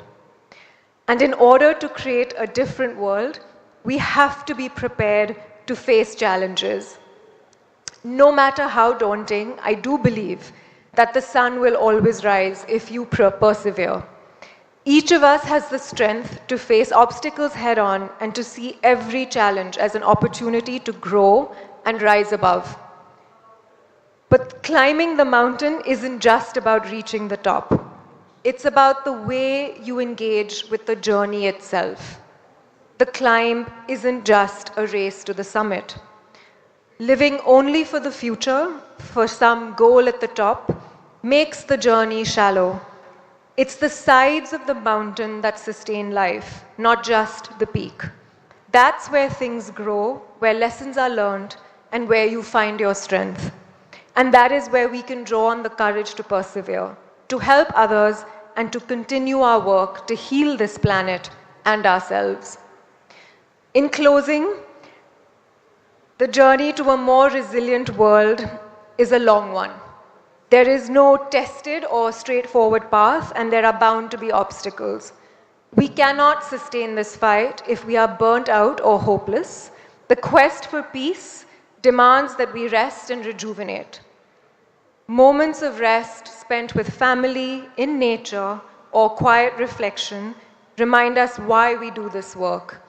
They restore our energy and keep us grounded in hope, much like this gathering here today. Rotary understands this better than most. Your commitment to peace is not just about resolving conflict. It's about creating harmony in communities, in nature, and within ourselves. It's about remembering what we stand for, what humanity aspires to be in times of crisis. For over a century, Rotary has stood as a beacon of resilience, demonstrating to the world that if we come together, we can achieve the extraordinary.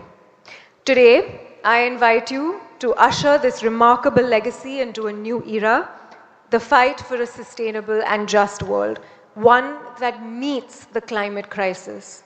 It is time to dream of a better future, to build new alliances with communities and with nature, and rewrite India's climate story into one of opportunity and resilience, to manifest an India that is more equal, courageous, and steeped in hope. Thank you.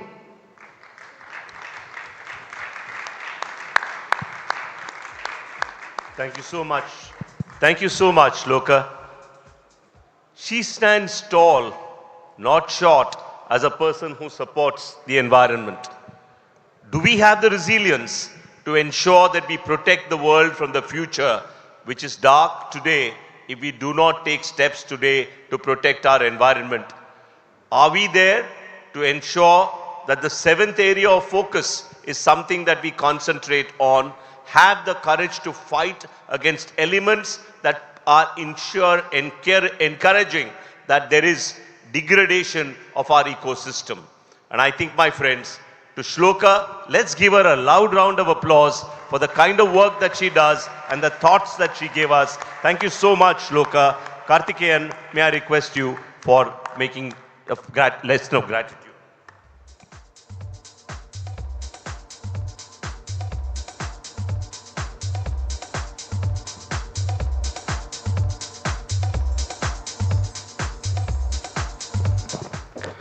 Dear friends in Rotary, good afternoon. Rotary International President, International Director, past International Presidents, past International Director, fellow Rotarians, good afternoon. It's an alarming situation. The speaker, Shloka Nath, spoke about very well about this environment protection. As an area of focus, the Rotary also takes a lot of initiative regarding this. She spoke about the resilience in the changing world. Dear friends in the Rotary, out of 181 countries, India is the 5th largest country affecting us because of this natural calamities. So it is an alarming situation. I thank the speaker, Shloka, for a wonderful presentation today. I request Director to the stage, please, to honor Shloka on the session.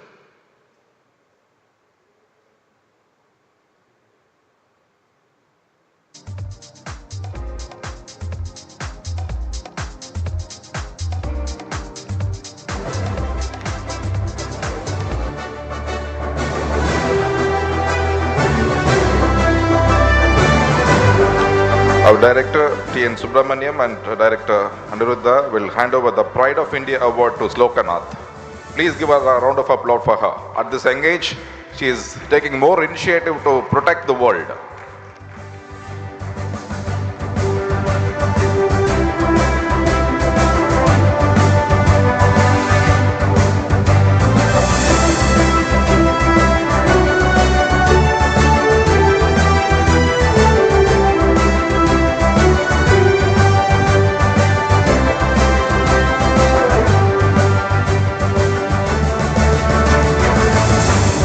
Finally, it gives me a great pleasure to hand over this memento to the session chair, RA Director T.N. Subbu, for conducting this session so ably. Thank you so much.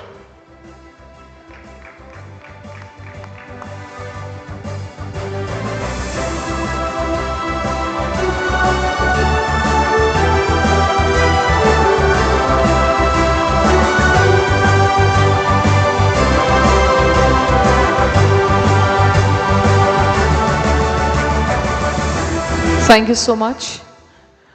With this, moving on to our last session of the day, Plenary 10, Reach Within to Embrace Humanity, Unsung Heroes. Let's heed this call and build a more compassionate world. Honored to call on stage Session Chair Sandeep Agarwala,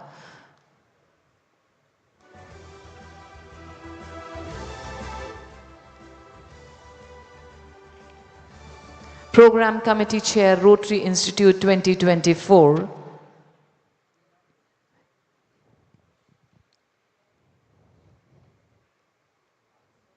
Request you to please take the session forward, sir. Thank you.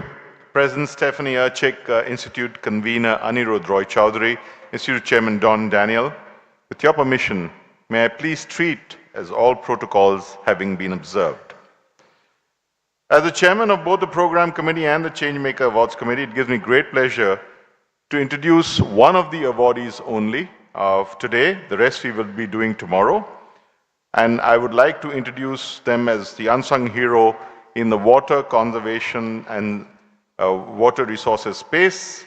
May I invite for the presentation the awardee, Mr. Nirmal Raghavan. May I invite Jose Chaco, the Institute Secretary. May I invite the jury member, Ramesh Agarwal, past Rotary International President Shekhar Mehta, President Stephanie Erchik, and the Institute Convener Director Anirudh to please come up for the presentation.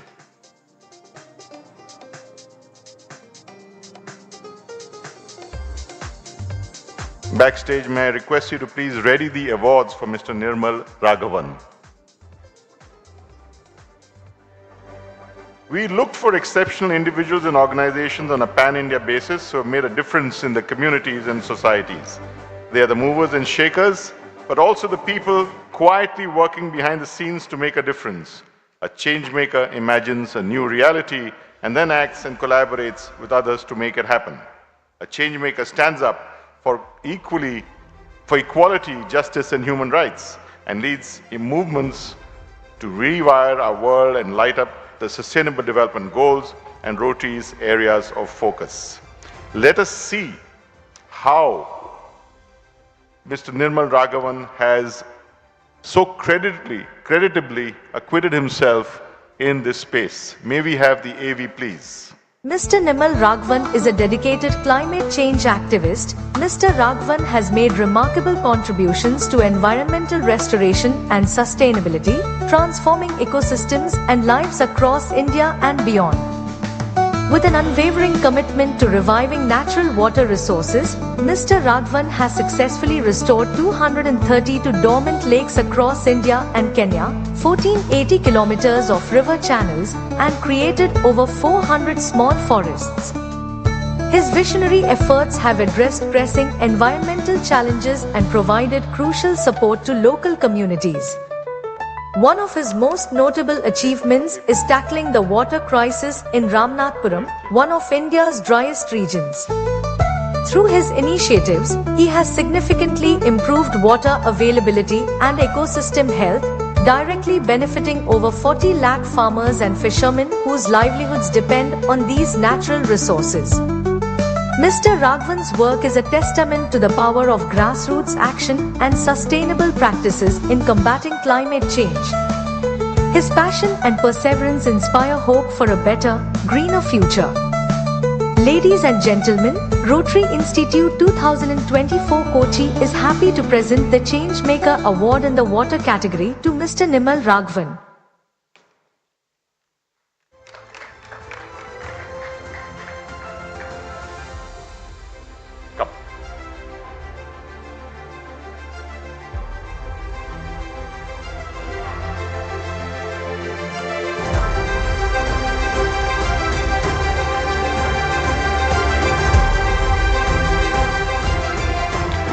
Good evening, friends. May I request Water Awardee Nirmal Raghavan to come forward to receive the award. May I request past District Governor Ramesh Agrawal to please honor Nirmal with a shawl.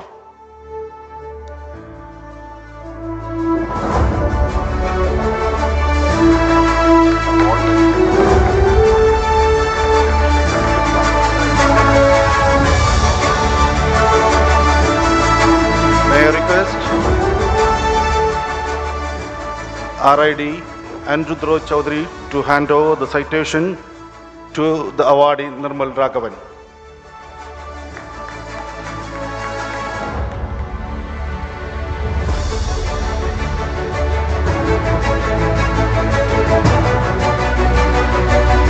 May I request the Rotary International President Stephanie Orchard to hand over the award to awardee Nirmal Raghavan.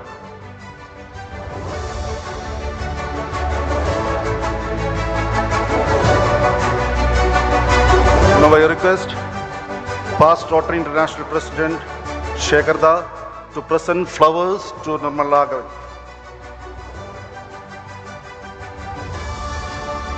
Thank you all. The award also carries a cash prize of rupees 50,000, which will be handed over separately to the awardee. Thank you very much, everyone. This brings us to the conclusion of today's session. The rest of the three awardees will be honored tomorrow in a special session. Thank you. Thank you so much, ladies and gentlemen. It's time for the boat race. It's waiting for you, yes, after this session. Evening entertainment at Lever Hall. Miracles on Wheel, a talented group of children from Bangalore performing.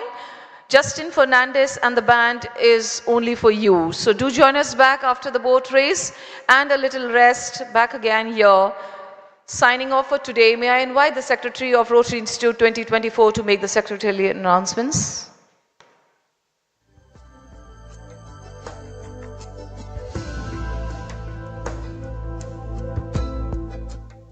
Good evening, friends. With this section, here we comes to the end of the day 2 official proceedings. Before we break for the entertainment programs, I have few official announcements. Today we have an array of entertainment programs lined up for the evening, as rightly mentioned by our MC. To begin with, we have Kerala Carnival in the lawn overlooking Vembanad Lake at 4:30 p.m. You will immerse yourself in the traditional tapestry of Kerala temple festivals, exploring the vibrant festivals of Kerala and its rich cultural traditions. Friends, please don't forget to wear the carnival shirt provided you in the kit. The next highlight is a boat race, one of the largest team sporting event, where we will have 3 teams led by district governors, governor-elects and governor nominees. Those who have registered for the boat race are requested to proceed immediately to the boat jetty number 3. And the next attraction is all about the Miracle on Wheel performed by a group of differently able persons on wheelchairs. The program will take place in the same hall, followed by a band that will take you to the golden era of retro music, followed by cocktail and dinner. Transport facilities are available from the lobby of Hyatt immediately after the entertainment and dinner. Last bus, please remember the last bus to the other designated hotels will be at 11 p.m. And tomorrow, there are few checkouts for the hotels. Request all the delegates to check out from the official hotels before 11 a.m. tomorrow. Thank you. Have a great evening. Thank you.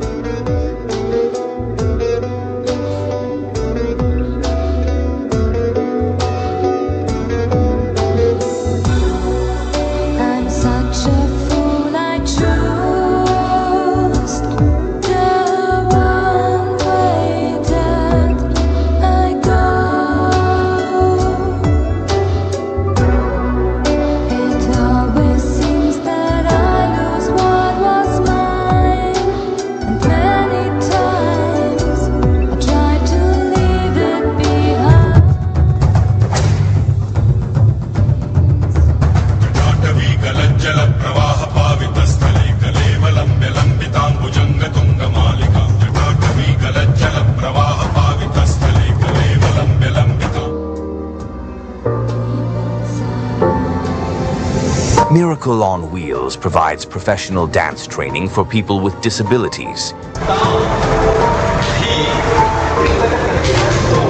Belly, belly, belly, bahu, belly. Ahinam payum puli.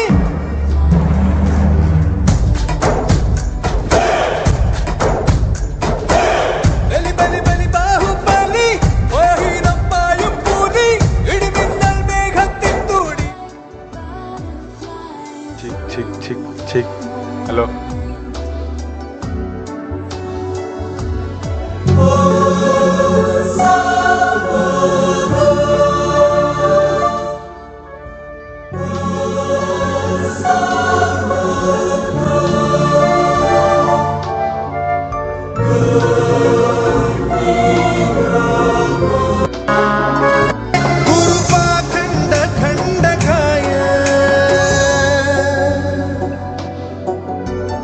गीतसाराय गीततत्त्वाय गीतगोत्राय धीमहि गूढगुल्फाय गन्धमत्ताय